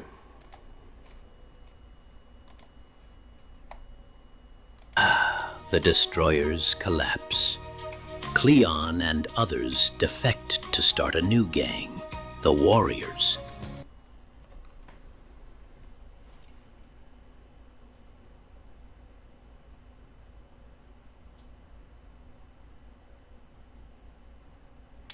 So Cleon, he's the leader of the war. Well, when it started, he was the leader until he got wrongly accused and he got jumped, and then they dropped fucking elbows and all kinds of shit when Cyrus got shot at the beginning of the Warriors. He was the first one to go and to check on Cyrus when the fucking enemies was like, yeah, he shot him, and he was like, no, I didn't. And then all of Cyrus's men fucking jumped him. I don't know if they killed him or not, but they look like they probably did kill him. I'm not gonna fucking lie. Okay, so my bad, y'all. I'm trying to piece together the fucking puzzle as they tell this story. And the destroyers lose turf, respect, and business. Julian watches them fall apart. The gang he believed in is no more.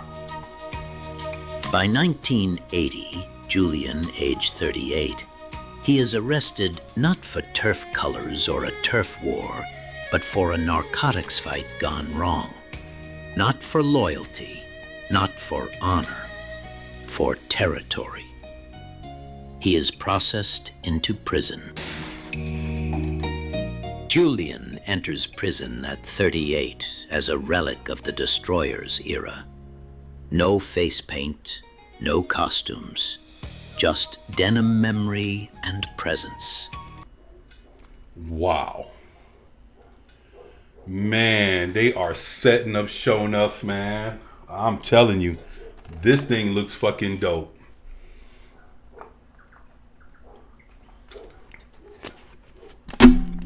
Let's go. He does not believe in loyalty.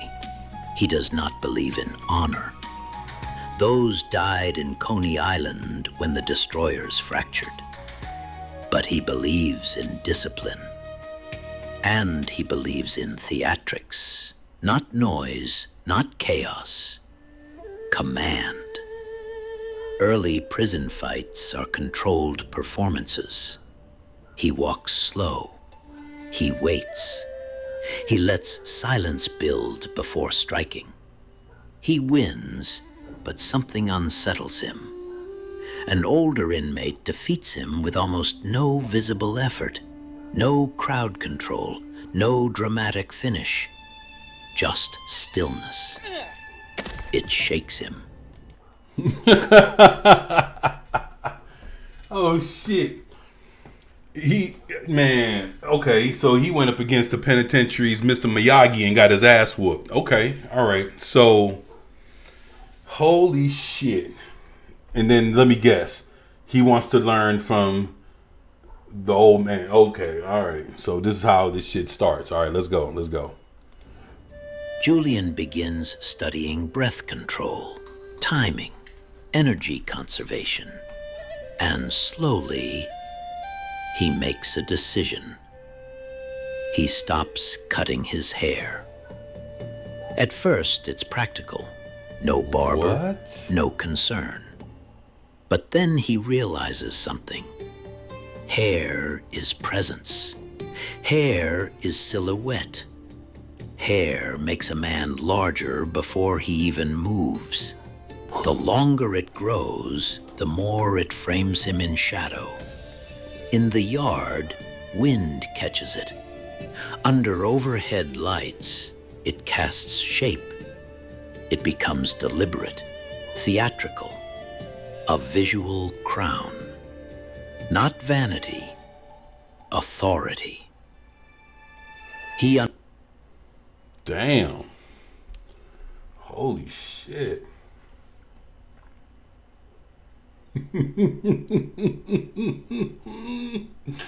I can't believe we watching the fucking origin of Shogun. Holy shit, man. Who would have thought? Oh, Understands something most inmates don't. Power is not just strength. Power is image reinforced by discipline. By 42, his hair has grown full, controlled, but wild enough to command attention. When he steps into a confrontation now, the performance is surgical. Stillness, silhouette. The power of the hair. Sudden precision. I know, right? The name spreads. Sho'nuff.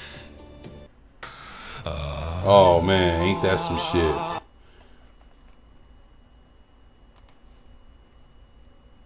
Not demanded, observed. He has refined himself into something dangerous. A man who believes in discipline, believes in presentation, but believes in nothing else. No loyalty, no honor, only dominance. The red glow begins to hum behind his eyes. Prison did not redeem him, it stylized him. Julian Johnson walks out at 43. The old streets whisper his name. The new streets don't know why they fear it. No uniforms, no colors. Violence is simple now, calculated. He steps back into Coney, now dominated by commerce, not... Wow. The power of hair. Yeah, man. I mean, I'm not gonna lie. They're building the hell out of Sho'nuff on this. And yeah, this is interesting. Codes. And when he enters an abandoned warehouse where old turf wars once played, he smiles slightly, breath calm, presence loud. Sho'nuff. Sho'nuff. Not a shout, a declaration. The destroyers didn't fade with honor. They collapsed under their own weight and were forgotten by time. Julian didn't fade with them. He became something new. Not loved, not code-bound, just powerful. The red glow begins here. If you felt the shift from denim to discipline, from gang codes to cold control. Wow. Hit like. Subscribe to Real Reels, because episode 2 won't just be about power learned. It'll be about power tested.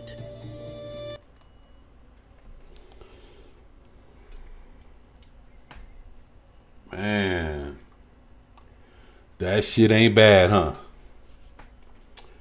Man, the Shogun of Harlem. Boy, that's the brother right there. Real Reels. You know what though? I'm not gonna lie. That does deserve a thumbs up with only 11,000 views. No, my bad. He got 11,000 subs with only 3.8k views. Wow. Almost close to 4,000 views. And this came out 2 weeks ago. And there is a part 2. Wow. Not bad. Not bad. I like this shit. I'm not gonna lie. I like it. Yeah, thumbs up. Yeah, not bad storytelling. And to be honest, the way this whole thing was framed, you know, like the way the pictures came together with the music, and just the way it all came together. Hell of a story. I like it. I like this shit. And you know what? It's cool. I know, like, I comb through, like, not just like YouTube, but it would be like, let's say, like Facebook and Twitter. Like I really go through, try to see what the fuck's what, anything that's different, something that goes in the spirit of pop culture. You know what, my channel's always been about. But at the same time, let's do something a little bit different. Boom, let me show you this here, And I think it's cool. I think shit. And it's just for you guys to know, like, there's a lot of shit out there. Everything ain't great, but hell, we'll give it a spin. The fuck we got to lose? The worst that'll happen, I'll get a strike or whatever, the copyright shits, and I have to go in, edit the shits, and get it the fuck out. And, keep going. But that don't bother me. Just the fact that we sitting here, we're chilling now, and we watching this shit, I like, to me, that's cool. That's what it's about. So, yeah. Had a good time doing that. So, in the spirit of that, let's move on to something else. Now,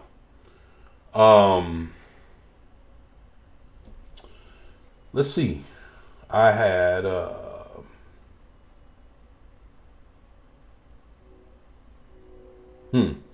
It's funny because they also have a horror movie on the Tin Man. That's actually a trailer. If you guys wanted to check that out.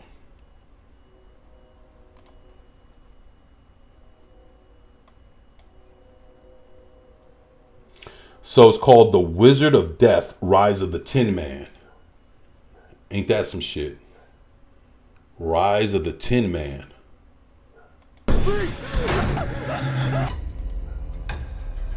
Excuse me, do you know if the trails up ahead are marked? Those trails are marked, all right. Marked in blood. They used to say... Oh, so that's supposed to be the yellow brick road, huh? Piece of the yellow brick road, huh, Lady Miss?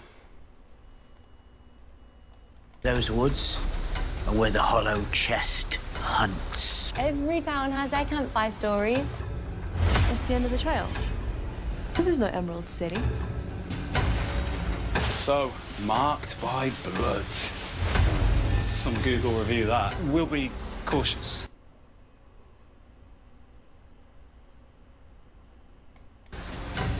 Okay. Caution won't save you. Oh shit. Oh my god. We need to leave. Yo, the Tin Man looks raw as fuck. Just, man, holy shit. Okay.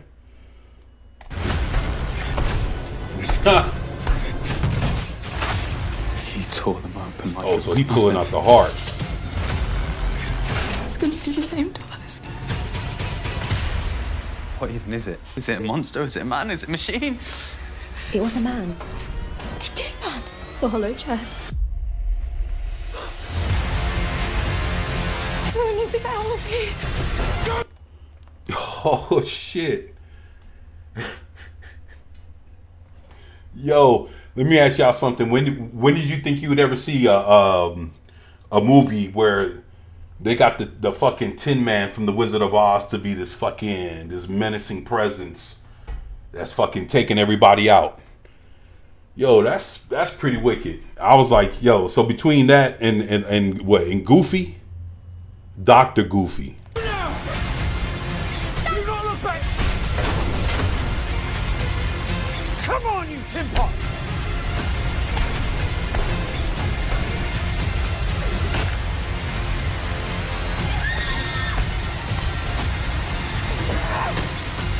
Yo.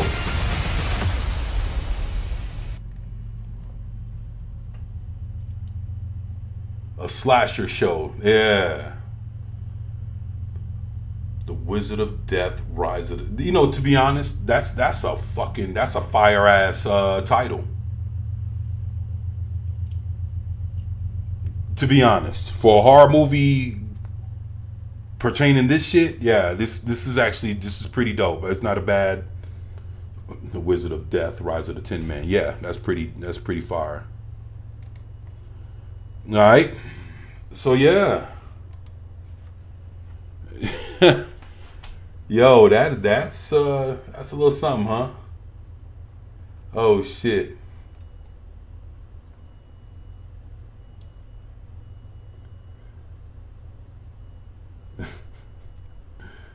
Man.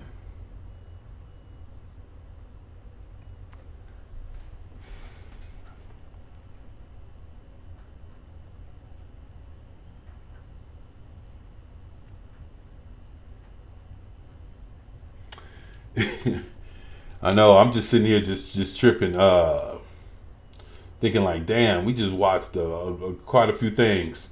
Let me see, is there anything else?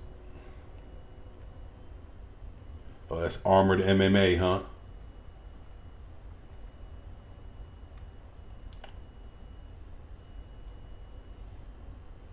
That's some shit. Boy. It's been a pretty interesting 2 hours, huh? Yes, it has. Yes, it has. For a Saturday night. Let me see, what fucking time is it? It's almost 9 o'clock. Okay. Man, you guys are doing good out there?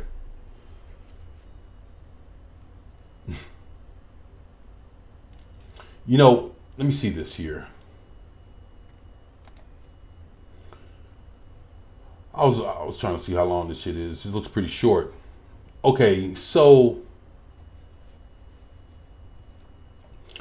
you know, I'm not sure if you guys saw this, right? You know, Paramount, of course, they own G.I. Joe and Transformers, and they seem to have passed on a movie being pitched by Max Landis.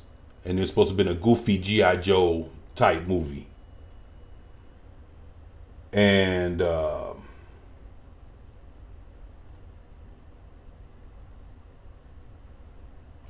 they say Paramount has passed on Max Landis' treatment for a new G.I. Joe movie, and the reasons fit with what we've already been hearing about the franchise. So according to Deadline, the studio is not moving forward with Landis's take, and is still meeting is still taking meetings as it looks for the right direction for a new G.I. Joe reboot. Danny McBride Halloween is said to be among those with the new pitch in the mix, while the Transformers producer Lawrence D.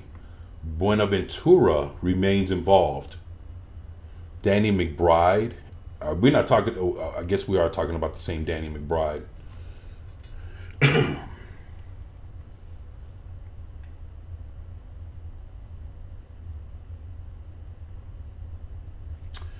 So it says, Deadline says,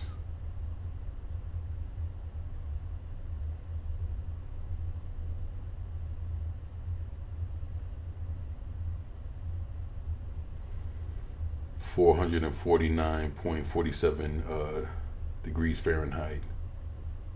10 melts. I feel you. Oh, so you would have put the fire to his ass. I see. I got you. Yeah, that looks like about the only way to get him is to put him down Terminator 2 style. So I agree. Yeah, shit, not a bad idea.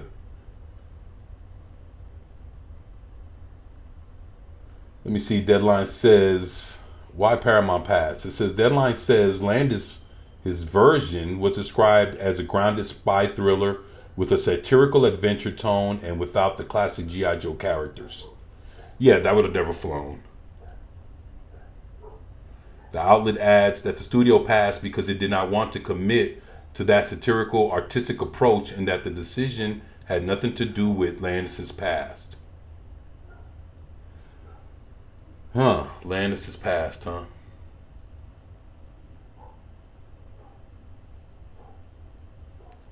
That lines up exactly with what I was told. Our Snyderverse source previously said that Paramount wants a throwback 80s style action film that stays true to the spirit of the animated series, and that the studio is still talking to directors. So if Landis came in with something more grounded, ironic, and removed from the classic characters, it makes sense that Paramount would move on.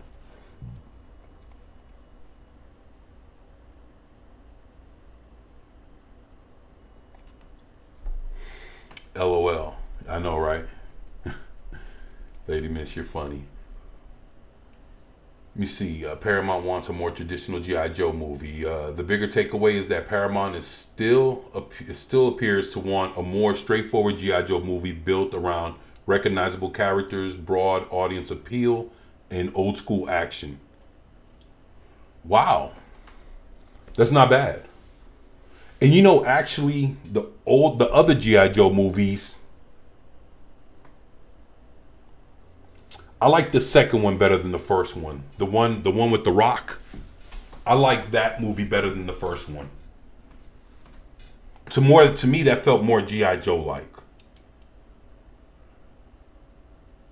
But you know, there's always room for improvement. So I mean, if they got a better G.I. Joe movie lined up to be done, shit, and they want to put all the traditional characters in there, they need to fucking go for it.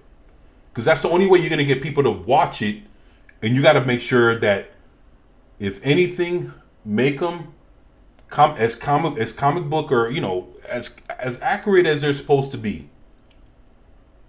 And to be honest, I think right now in 2026, we're at a point where people can do a traditional comic book movie, have the hero or the characters look the way they're supposed to look, and people won't think that it's corny. Just being honest. I think people are to a point where they would actually, you know, I think right now people are to a point where they would prefer to watch their superheroes, or, you know, G.I. Joe or Thundercats or whatever the franchise is, make the characters look exactly the way they're supposed to look. You know, don't, you know. But yeah, I could see that.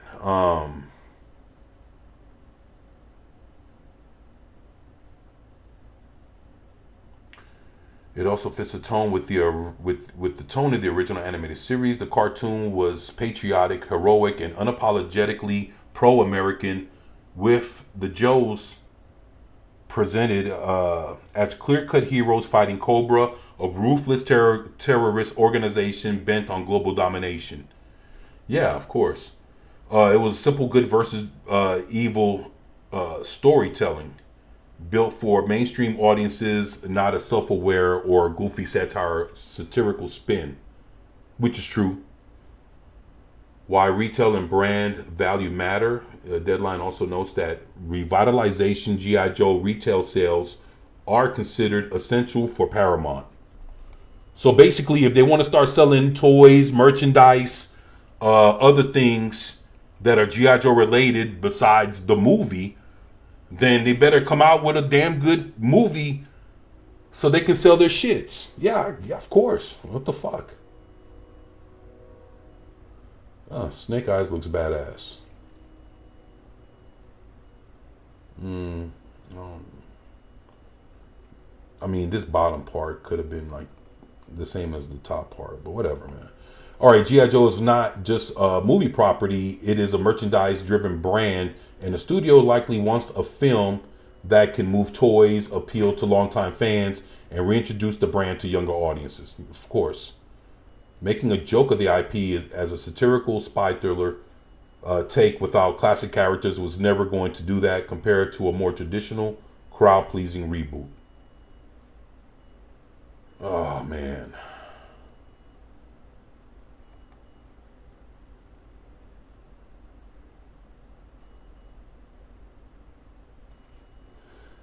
All right, let me see. The franchise is still in play. Paramount clearly is not giving up on G.I. Joe. The studio is still meeting with creatives, and the Transformer crossover idea teased at the end of Transformers Rise of the Beast reportedly remains a possibility. Okay. The franchise also still has box office upside. The first 2 live-action G.I. Joe movies grossed a combined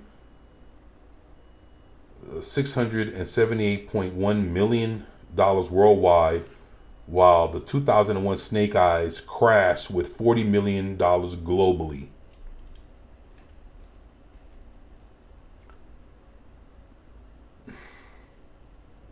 They should have never fucked with Snake Eyes.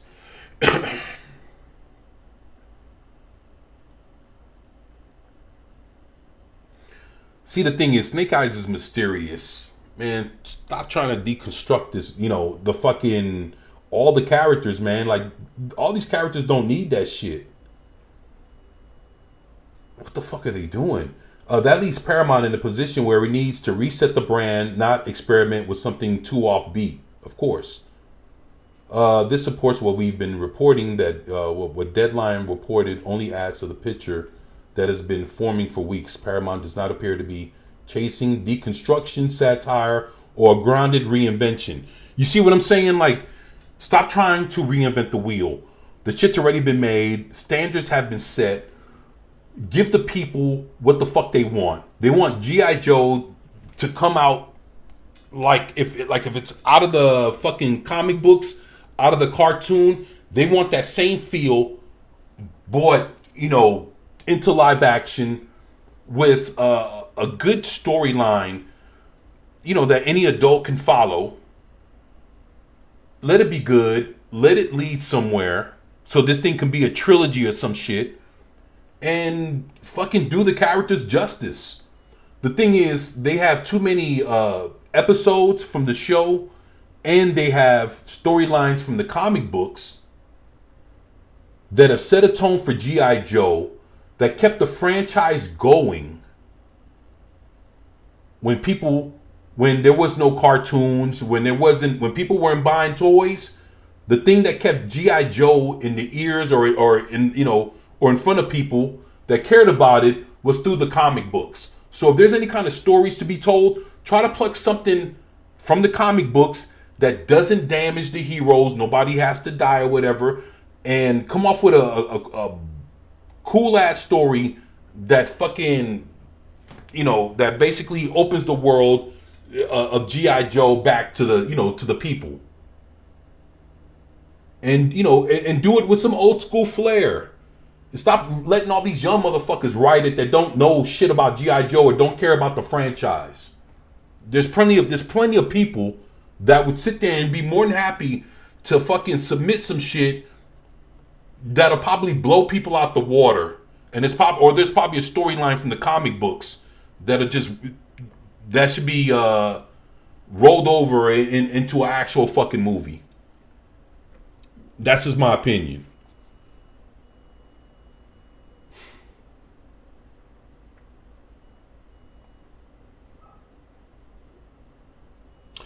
It appears to be looking for a more traditional blockbuster version of G.I. Joe, one that leans into the property's 80s roots and classic heroic identity. If it fits with what we are told that Paramount wants, big testosterone driven event films. Okay, I can agree to that. But you know what? The one thing I saw with this too was, let's say with all that was said, right? All right, you got, you know, the Hollywood Reporter's take on this, and this is supposed to be Max Landis. Okay, so of course they're saying that, yeah, they're not moving forward with the treatment of Max Landis, right? But it says that the Hollywood Reporter exclusively reported that the screenwriter was accused of sexual misconduct in 2019 and was tapped by the studio to work on a treatment for a future adaptation of the Hasbro toy brand in February. So it looks like it might be more to it than, you know, it might be more to it than just stating, hey, we didn't want to go with his movie because his shit was satirical and blah, blah, blah. Crime, you know, spy, thriller, whatever. I think there might be a little bit more to it than that. And I think this is probably it. So it says Paramount Pictures is not moving forward with Max Landis' take on the G.I. Joe movie. Sources confirmed with the Hollywood Reporter. So it says Landis was originally tapped by the studio to work on a treatment for a feature adaptation of the Hasbro toy brand and one of their key IP franchises, G.I. Joe. So it says the Hollywood Reporter exclusively reported in February that the project was supposed to be a comeback from the creator following sexual misconduct allegations in 2019. So for more than 7 years, this was supposed to be the thing that brought this guy back. However, Paramount has passed on Landis' treatment for the film,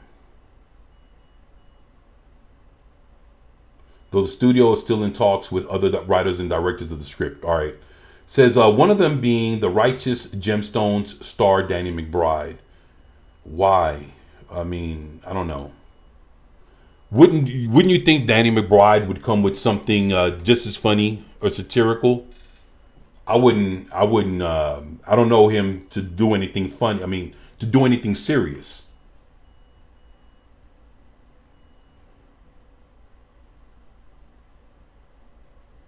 So it says Paramount did not immediately respond to a request for comment, but it says Landis, who is the son of Trading Places director John Landis. So Max Landis is the son of the director of Trading Places. I love Trading Places. Boy, Trading Places. I love that fucking movie, man. It's a damn good movie. Good Christmas movie. Funny. I love Trading Places. So he's the son of Trading Places director John Landis. Is a screenwriter who was accused of sexual misconduct in the late 1910s during the height of the hashtag Me Too movement and hasn't worked since 2019. So basically he got canceled, in other words. So he got canceled and he's been looking to get back into Hollywood, and basically he just got blocked yet again. Okay. At the time, numerous women came forward and spoke about Landis' alleged behavior and accused him of sexual and emotional abuse. What's up, Vigilante? What's going on, brother? Man, I hope you're doing good, man.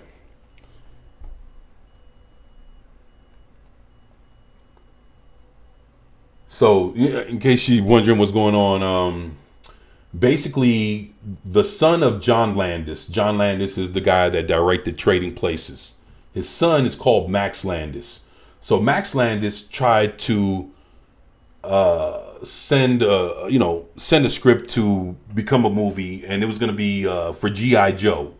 But his movie was supposed to be satirical, and it's supposed to be like a spy thriller, but kind of funny or whatever, and it wasn't going to have any other characters of G.I. Joe in it. So because of that, Paramount decided not to go forward with the movie because they wanted something that was going to establish what the 80s did for G.I. Joe. He wanted to kind of go back to the roots of what made G.I. Joe special, and that's what they're looking for right now to go forward in the new G.I. Joe movie. So that's what Paramount is trying to do. And but the son, so the thing is, Paramount said, okay, this was the kind of movie he was going to do, and we didn't want to have anything to do with it. But what happened was, during 2019, his son was accused of sexual misconduct, and and it was during the height of the hashtag Me Too movement and hasn't worked since 2019. So this was supposed to be the thing that got him back into, you know, Hollywood to like revitalize his career. And I guess Paramount didn't want none of that, or didn't want anything to do with that. So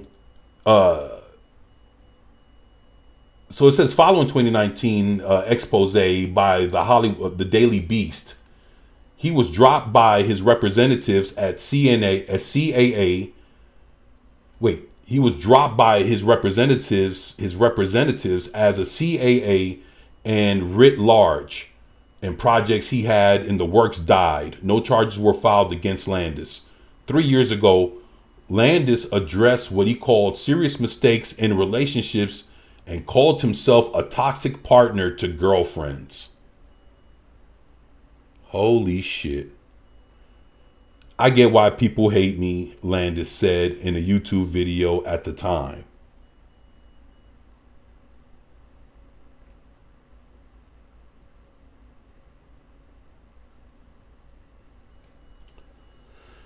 Yeah, I didn't know. Yeah, he's like, damn, I didn't know Max got Me Too'd. Yeah, he got Me Too'd, bro.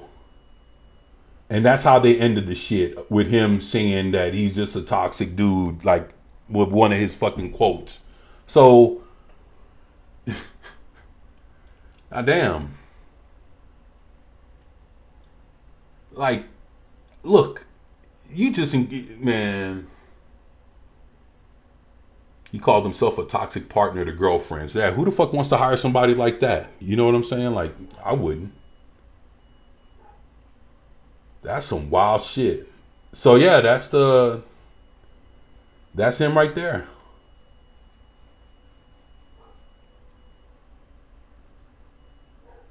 Holy shit. Ain't that something, man?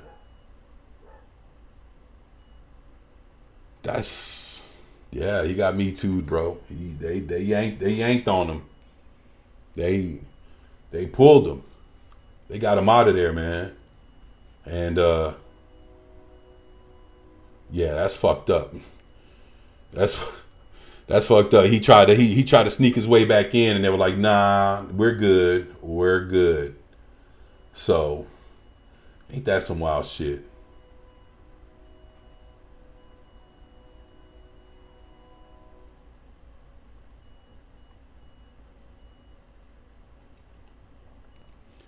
Man, they got that armored MMA going right now. There you go, Bibby's control, but he needs to get those points. He's trying to go for a throw. Go for that takedown here. I don't think that Dakota capitalized, and he's going for that. He's got that. If Bibby wraps his legs, he's got half guard. He's trying. Man, y'all didn't even know. Look at that. Y'all didn't know. Armored MMA. They coming in there, sword, shield. They're in the octagon, and they going at it, you know, combatant style. Like, let's do this. Straight beast mode. Yeah, y'all didn't know this. Look at this shit. I was trying to wrap, and that's also something for those people at home. Those wings on the back of the knees, they get controlled. They need the men and the whole nine. Look at that. Yeah, control there. Bibby was looking a good look. But after he didn't get it, he needed to move out. Yep. Now look at that. Man, I'm telling you, man. Wow. Ain't this some shit? Look at that. Man, I'm surprised, man. Yeah. Yup. Armored MMA. Let's go. Dakota just moved back and just slapped him right down. Yeah, when you don't have it, let it go. Yeah, move on. But it was a good look, and that's natural. I tell people anytime where they're sparring, whether it's boxing, kickboxing, medical, MMA, whatever. Shit, y'all didn't know it was going down like this, huh? Saturday night. Let's get ready to rumble. Let's go. If you don't, if you get hit, you naturally want to just go hit him immediately. Yeah. You gotta take it out. Down. Yeah. Put that knee to his ass. In control. This kiddo was here earlier today. I looked at his dad. His dad works at the radio station. I know, ain't this shit crazy? Yeah, knew that. LOL. Yeah.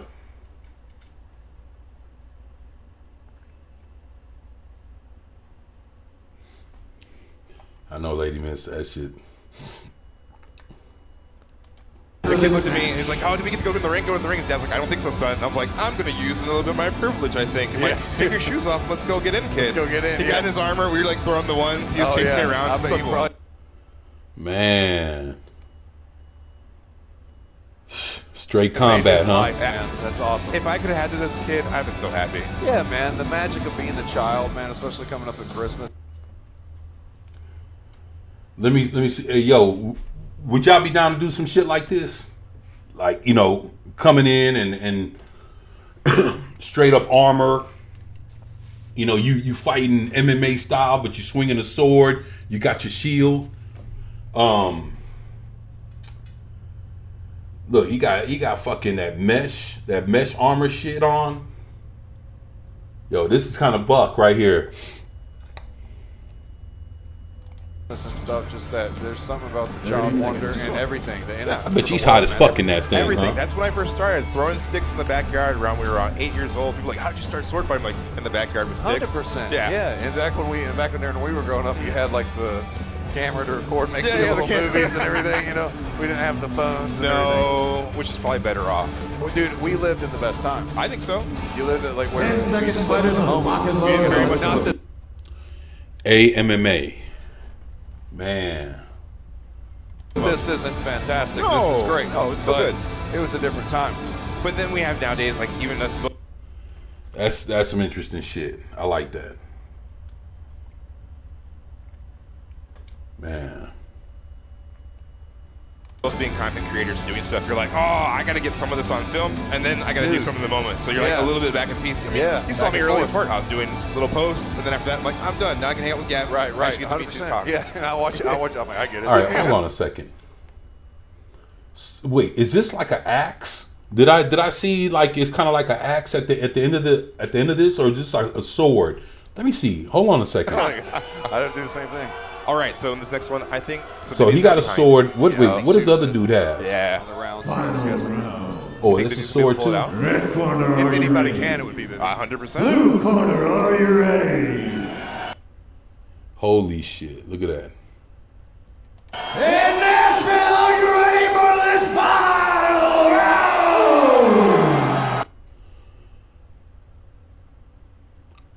Lady Miss, who you cheering for? Who you think is gonna win? Vigilante, who you think is gonna win? Yo, Cash Money, what do you think? Low Spec, who you got? Dude in blue or dude in red?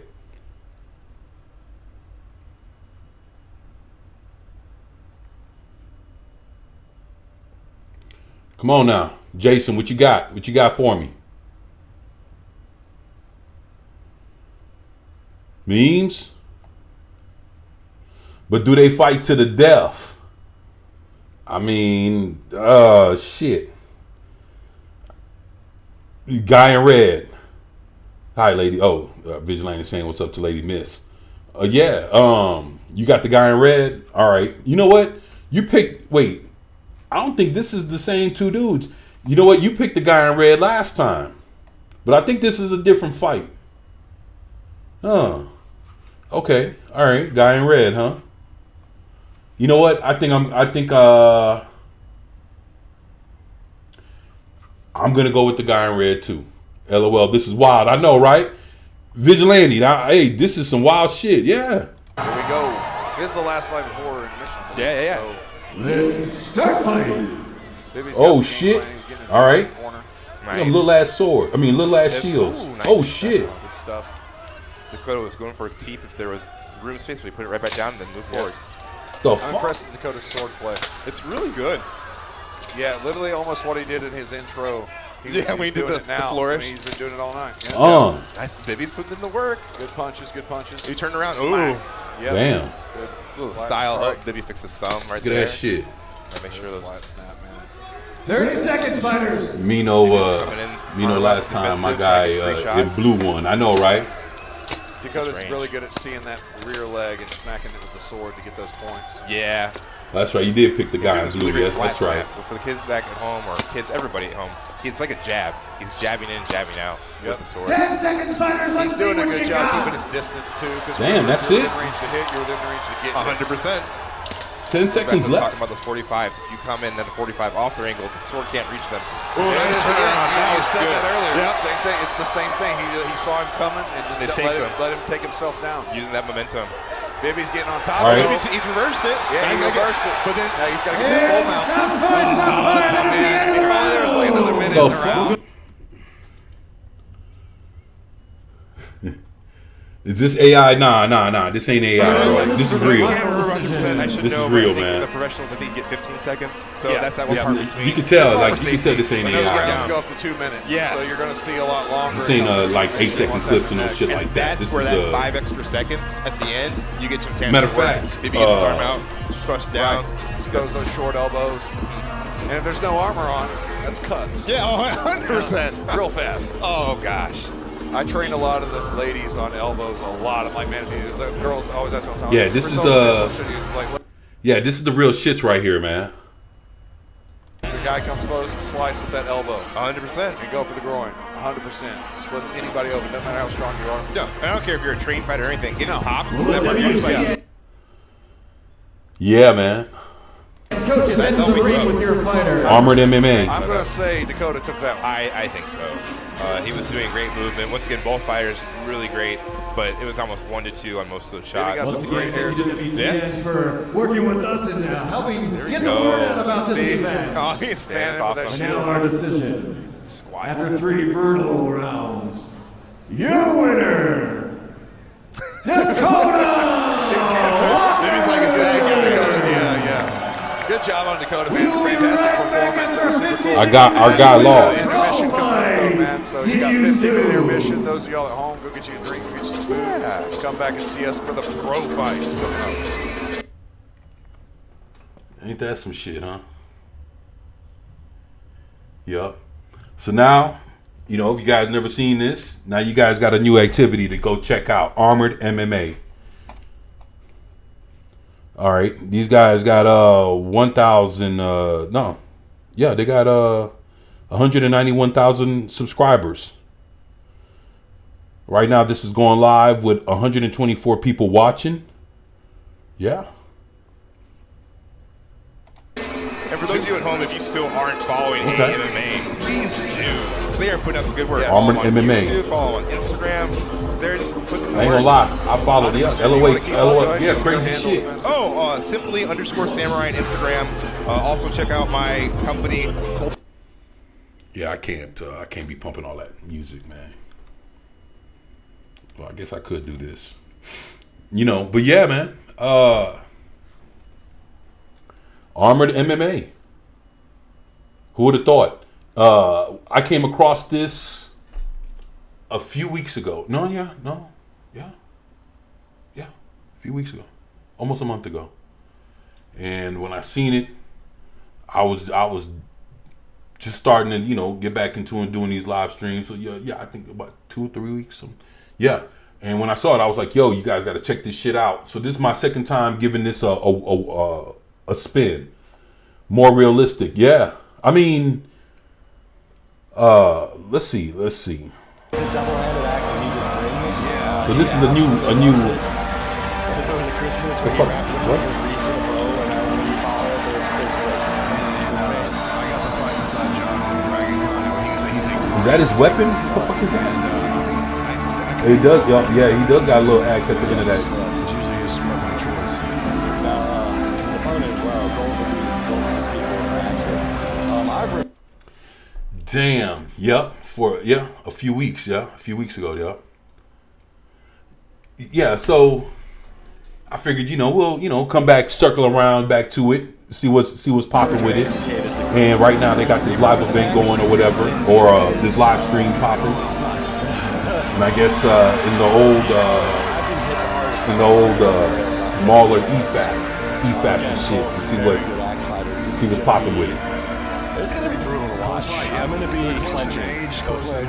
Exact in height, close in weight, you know. 7 years versus 4 years of experience. Yep. Which I would think the way John fights, it's like he has more than that. Yeah.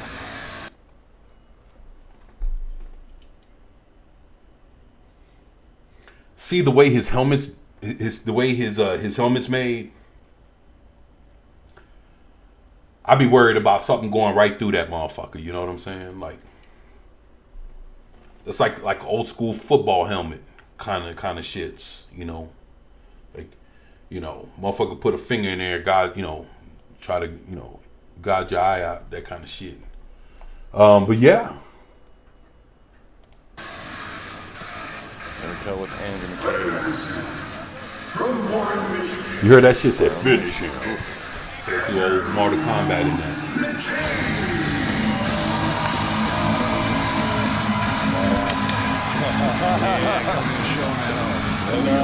There's a halberd that he's using, which falls into that two-handed axe category. It was freshly made for him. Okay, so they both walking down with the same weapon. So are they gonna use that, or they're gonna switch it up and put on like come with a sword or some shit? I don't fucking know. I'm just curious. It's got those nice little camel humps.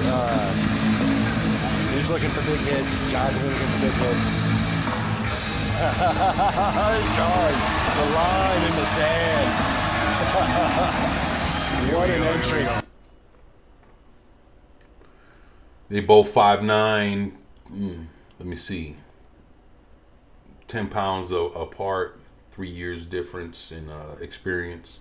One's 30, the other one's 31. Not bad. They're I guess somewhat close, similar.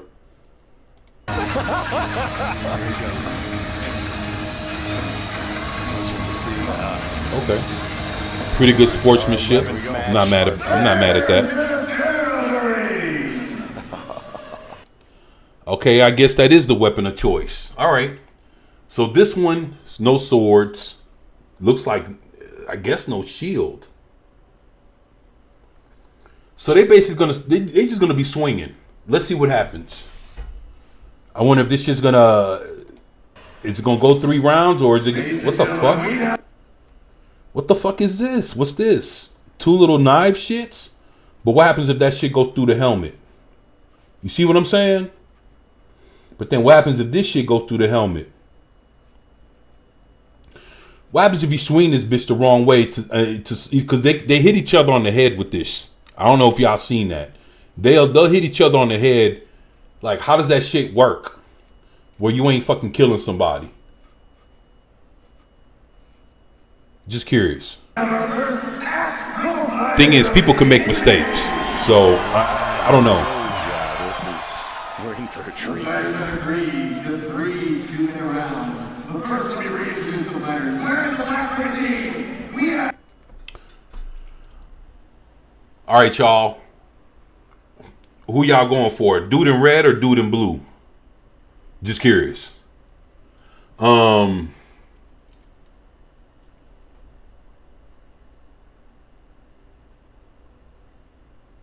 gonna go with the guy in red.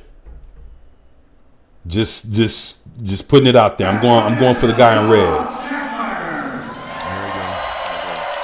Nah, I don't know. Nah.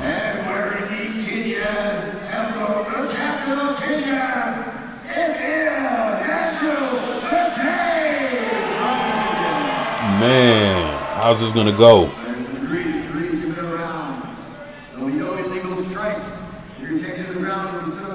So no illegal strikes. What would be considered illegal? Like a hit in the nuts?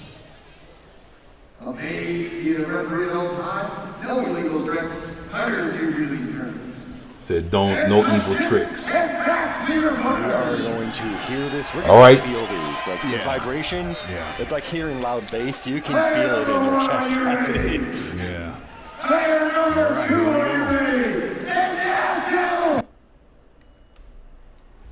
I tell you what, man, this shit here is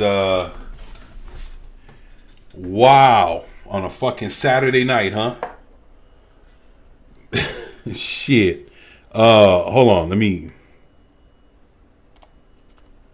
I know, right? Nah, that's fair. Not sure. Yeah, like it's an even match. I'm going for the guy in red.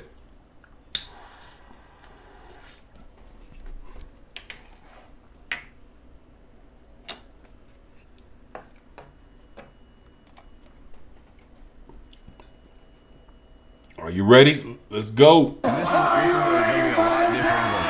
Look at this dude. It's a little more calculated. We've got these. I can see the counters over here. It's like this is they're waiting for it. Yeah. There we go. Oh shit! Oh my god! What the fuck? Bleepity bleep. I'll be trying to keep it G. I think we're allowed to curse on We here. are. Damn. But, Yeah, I'm trying to keep it straight. Ooh. Dang. Whoa! Did you see that hook? He pulled The him in? fuck? That was so cool. That's the one disadvantage with the halberd is you don't have that hook to do that. Damn. But that Good You block. motherfuckers Good ain't block from playing. John there. He's Those picking up that shots sweep. But are- you know, you think you know where they're going with that act. The fuck? You saw how the shit he just spinned and just man, what the fuck? Okay, so they okay, all right. It goes a total different They look like direction. they're going harder than the last two guys. I'll He's tell even you got that. Kind of a, yeah, his grip is even trying to keep him guessing. Oh, you see how he hit him straight in the yeah. oh. That was beautiful. That was cool. That was cool. I got to give it to brother. Got to give it to him. I think I saw a smile on John's face for a He moment said- when he got that punch in. He said, "Yeah." Uh-oh. His gauntlet's messed up. His gauntlet's locked. He's got it, but that we go. will hurt you. Wow. See, look, Good, look good. straight That to the clean, head. clean, man. They hitting in the arms. There we go. They swinging, Yeah, they people swinging that understand. shit. I mean, Yeah, I've taken look at blows that. from those just straight up to the dome and the chest, and repetitive, unanswered. It does not feel good. No. I mean, it just makes you like, if too much more of this, I could get hurt. Come on, man. This is. Oh, You what can the kind fuck? of see I'm their tripping. posture has changed. My bad, y'all. You can tell they're hurting from some of their shots. Yes. Yes. Oh, he is trying to rough out. I don't need And that. You know, honestly, it's only a 10-pound weight difference. But it seems like, when he comes barreling through, he's like a little tank. Yep. Man, just imagine that shit. Like, same weight class. what makes it stop that shit from like John's extremely cutting your technical. fingers or cutting them They're off? feeling each other out. They're trying to find out what they're doing together. They're hand matching on the angles. Yep. And then that grip shift. You grip gotta shift, guess yeah. what he's doing. He said that now grip it's still shit. one Yup. man Look at strong. that. Oh shit. And he kind of does that. He does that pulls with his left and swings with his right hand to bring that across. Oh, Right down the middle. Damn. Vigilante, you see this shit? Lady missed. I don't even know. Like I said, okay, I'm gonna go with the guy in red, but the guy in blue looked like he's just fucking him up.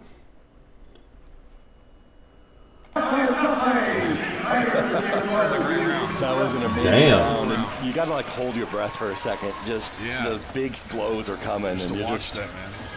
you gotta feel it. I mean, right off the rip, though, that first, probably that first 10, 15 seconds, that should be on the highlight reel. That was cool. Yeah. I don't even know. I'm not even going to act like I know what move he did. I can't remember. He just did a spin into his calf and then into his arm. It was just really cool to watch. What's up? Yeah, you're safe with us. You're Get out of here. Get out of there, Ricky. Ricky, they're animals. They're gonna tell you a lot. The ref is in there asking if he's safer out here with us. Yes, the answer is yes, my brother. We are safe. We got to. Man. Holy shit. Okay.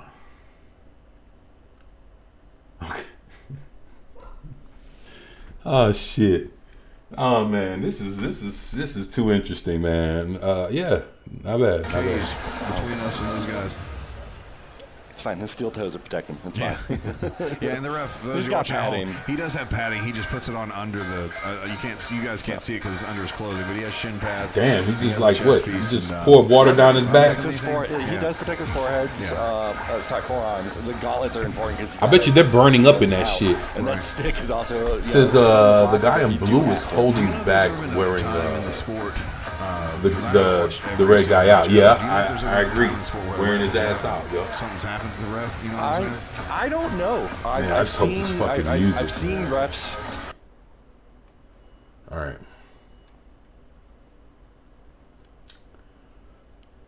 But yeah, this is pretty cool. This is pretty cool. Very You know, they're not very just closing their eyes testosterone and- driven type shits here. And our refs are very, the yellow, black. No and kind yellow, of weak the color's sauce not armor. up in He's this gotta get a camp. completely different helmet. We know what we're doing when we're in a cage, and he knows he's got room to move around. Yeah, let's do He's this. got that on the lap. Yeah. All right, if you guys just don't know what's going on, we're watching Armored MMA. Let's get ready to rumble. He's done really good at, you know, when people have been injured. What's this, round 2? Yep, this is round 2 right here. There we go. We switched out an axe with McCade, so he's going to probably change up. It's a little shorter. Oh shit! Has an PE, so he might be able to do some Fucking hooks. aggressive. Very aggressive. And he's going in for some crazy grabs. Damn. He is Very aggressive. Oh shit! No, those little punches, they're not going to generate enough, but, you know, when you're getting those hit in your face. Oh, oh! You're not going to with the legs out. That's it. That's where it is. Good trip. He's got that. Oh! Knee to the face. Well, Knee to the face. He's going to try to bulldoze him over. But what's going to be interesting to see if he can maintain that pace. Let him get up. And Oh, you just let him, okay. Good sportsmanship. Again, there's still aggression. There's still that sportsmanship here because they're cute. Damn. Knee to the grill.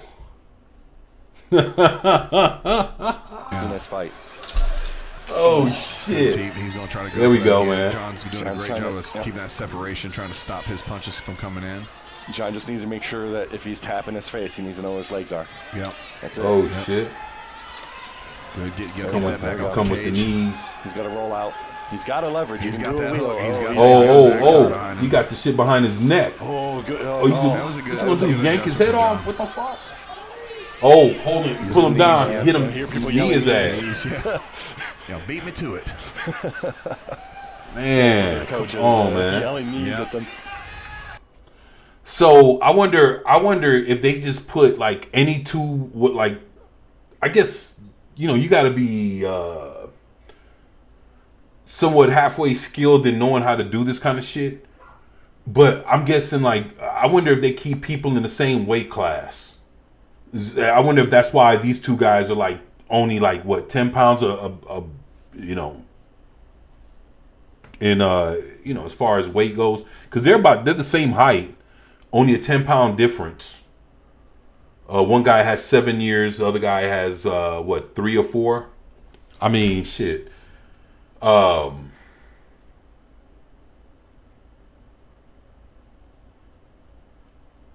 wonder if they have bigger guys than this fucking doing it. That would be my only question. And if so, I would rather see like some fucking heavyweight kind of guy. Let's 250, 300 in there with armor, and let's see how that goes instead of like some shit like this. I don't know. What do y'all think? That's just my opinion. I'm just, it's just my POV. That's all. Oh man. Oh! That is tiring. And there we go. There's the hook. See, you hit him straight to the head. What happened? Yeah, John, is he bleeding from his mouth? Can you tell? But somebody's bleeding through the mouth?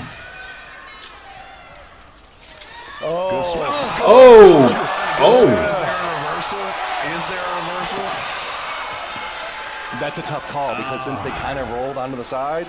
Yeah, because John had that takedown. It was a good sweep. They're just locked up, that's the best defense. If they can't do anything, you're here.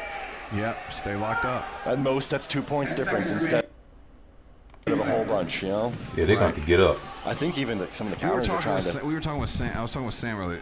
If they're just doing this to their head, no points, right? It's got to rock. That's what I told him. I was making sure, and I'll try to educate myself. Okay, see now they're even trying to like talk about the rules and how some of this shit goes. That's pretty interesting, man.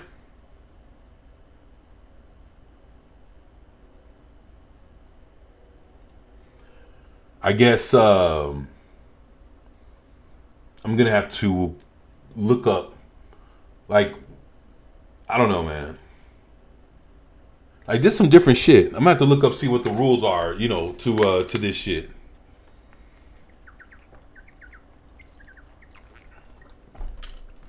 Yeah, that didn't go as planned. I know, right? Each time that I do this to make sure. You're doing that. You're distracting your opponent. Damn. You know.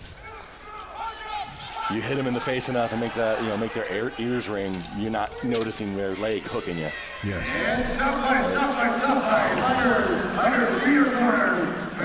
All right. I don't know if he busted his lip or if he bit his lip. I don't know. All right. I don't know if I see a mouth guard in his face, which is an option. You don't have to, but You wear a mouth guard? I have to now. Yeah. But in my Hound Skull, I didn't. There's so much room off the goddamn face on that. And the helmet is too heavy. Boom, so hit him with that knee. The weight, my helmet Knocks takes it right out. Yeah, I don't. Either gets knocked out or I will. So I don't even bother because I never get my jaw rattled. Yeah, I remember the one time when I moved to a new helmet, gun in hand. One time I didn't.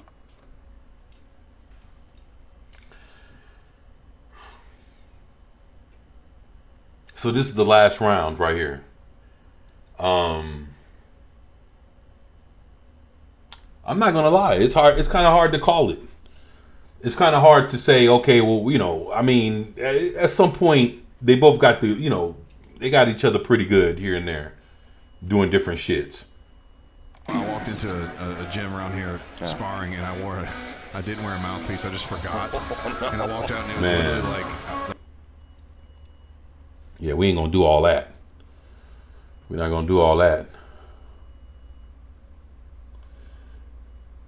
Yeah, it looks like he bleeding out the mouth. I think I wore a mouthpiece. I think it's since. important. It's important. So I got done, but the helmet that I had and was. Oh yeah, that dude got something. He bleeding out the mouth. That's very interesting. Trap kind of stays in place. But no, like with these better shaped helmets, these more optimized helmets, you have to. I think you need a better one. Crowd still. There we go. We got some people. Man, look at all them people out there watching that shit. You see what I'm saying? Like, man. Yeah, they got a crowd out there. Motherfuckers out there doing the wave and shit. You know what I'm saying? So. All right. I'm excited to see this third round, last round, second from last fight. So I guess this was a part of a ticket, right? There we go. They had a whole the whole fight night going on.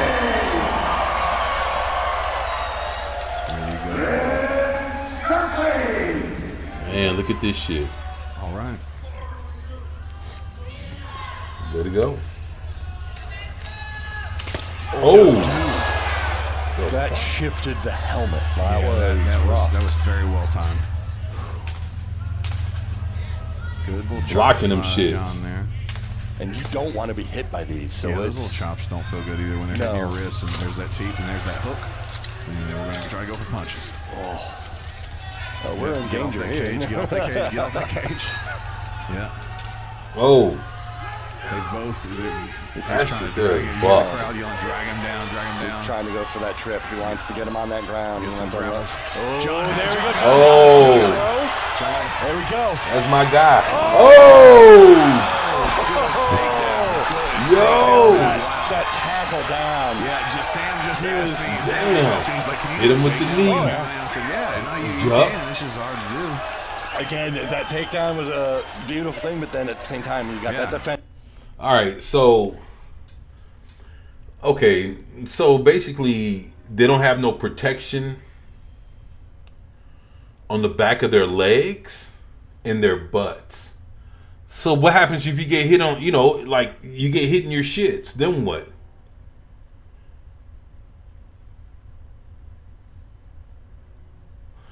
I guess my whole point is with all the swinging that's going on, how is it that you could, like, they're swinging behind to hit each other like in the back and shit like that? What's to say they won't take a swing at your ass and then what? Especially if your shit's not protected. I don't know about that shit. I'm just saying, I'm looking at them. They don't got no armor on their shits. I don't know, man. Yeah. You could walk home from here. I'm not going to. My God. Man, we got to that get was some just- picture-in-picture when we put these videos out because our reaction there was just... Yeah. Watching the Joe. Here it goes. Let's finish this All right. out. Oh, another rib shot. Like, they are limping. Yeah. They are both hurting. Yeah. They're still fighting through it. I don't know, man. Homeboy, he be coming in. Oh, you see what I'm saying? Like, look, his shit's exposed. Ain't no armor back there. There you go. This is... But if somebody swings back there, he's in some shit. Yeah, that's it. Oh, 15 seconds. my dude in the red. Go ahead, boy. He's gonna let him. He's like he's done enough. It's close enough. 15. Again, there's that brutality and that sportsmanship. That's amazing. I'm hurting. I'm hurting, and I didn't even get hit. His greave shifted on top of his knee. We gotta watch that. It's not an armor failure, but that's a danger spot now. All right. But you can see there's limp in their steps. Yeah. Oh yeah. The fuck? Last 10. 10 seconds left. Let's get it, boys. Let's get it. Come on. There we go. All right. There we go. Last couple exchanges. Oh, soft fight. And then the brutality. Yeah, good job. Both guys, man. An amazing fight. Good job. Yeah, man. Yeah, he's getting a hell of a man. I'd never seen Andrew fight, man. He came out balling. No, yeah, That was very impressive. I've never seen axe handling like that. I was excited for this fight. Yeah. John, I mean, I knew John. Damn. I love John could always fight, you know. He's Oh, he always busted down. his lip. Yeah. Oh, shit. I guess, huh?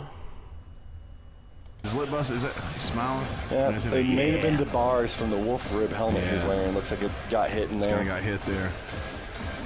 Kind of a theme. Sometimes those helmets get pushed hard, you know. Yeah, I guess you can get injured. You can get hurt. Just insane. You can get hurt. The photographer, she snapped a gnarly photo of the ref jumping in. My dude in red won, so I'm 1-1. Mo did a great job seeing that. Yeah. Got some love. Again, these fights, these brutal hits. We're going to go ahead and come back here.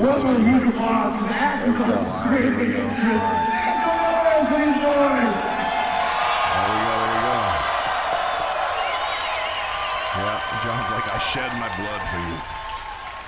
After 3 rounds of poor choices and violence, Poor choices and violence. your winner, Andrew! Yeah. That's what I'm talking about. Very good fight. Real good fight. My man in Setting red. the tone before our last fight of the night. This one's gonna be good. It's gonna be good. All right, I gotta brag about my boy Taylor. All right. We've got our boy Taylor Jones out of Taylor Houston Jones, man. coming back. I prayed. I don't have my info here for Greg Fisher. Ain't that some shit? Yup. So, with that, you know what I'm saying? With that, you know, I'm going to go ahead and probably make my way on into the kitchen so I can fix me something to eat. And, but yeah, I had a good time. This was, you know, pretty cool for a Saturday night. And tell you guys what, if I do show up on like tomorrow or something, then I'll be back to play some more Where Winds Meet. You know, or if you guys want to see something else, you know, we can figure that shit out. But, you know, other than that, this was a hell of a fucking Saturday night. You know, I didn't think you know, these many people would come show up, but I'm very thankful. And yeah, you know, you guys made this Saturday night pretty special, man. I appreciate that. You know, you guys got to kick it with your boy, got to watch some wild shits, some horror trailers, short films, you know, different things, you know, either funny, not funny, whatever the case may be. You know, check out a few articles of what's going on, you know, around the pop culture space. And then end the night with some armored MMA, you know, some ass kicking, going in there, knight in shining armor style. And, you know, I thought that was pretty cool. We watched, 2 matches? Not bad. Not bad. Hopefully this live stream won't get hit because of the music, you know, that was playing here or there. Hopefully I caught some of it when I turned off the volume, but we're not going to worry about that. You know what I'm saying? We ain't going to worry about that. But yeah, I had a great time, man. Had a great time. Say Vigilante, if you're listening, hopefully you got my email. I sent you an email. So check it out, and I'm gonna call you over the weekend, but I sent you something, so check out the email I sent you, bro.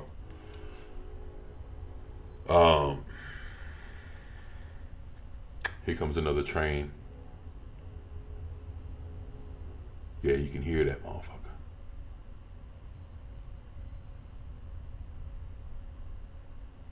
Yep, I could feel the floor kind of doing a little bit of shaking and shit. Yeah.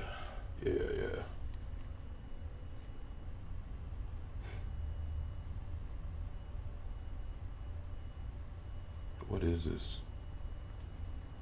I don't know what that is. Super fun show tonight. Oh, I appreciate that. Yeah, you know, try to have it, you know, a little bit, a little different. Thank you. I appreciate that. You know.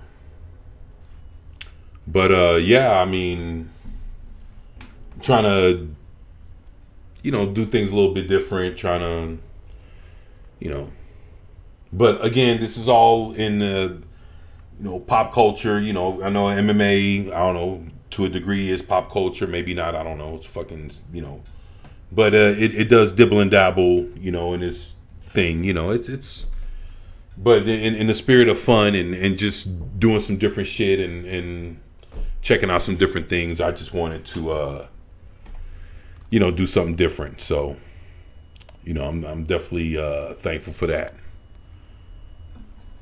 So but yeah, I mean, enjoy your dinner. Yeah, I thank you. You know, hopefully you guys have a good evening and you guys enjoy, you know, the rest of your night. If you can go eat something, go watch something, you know, go drink something, go smoke something, whatever.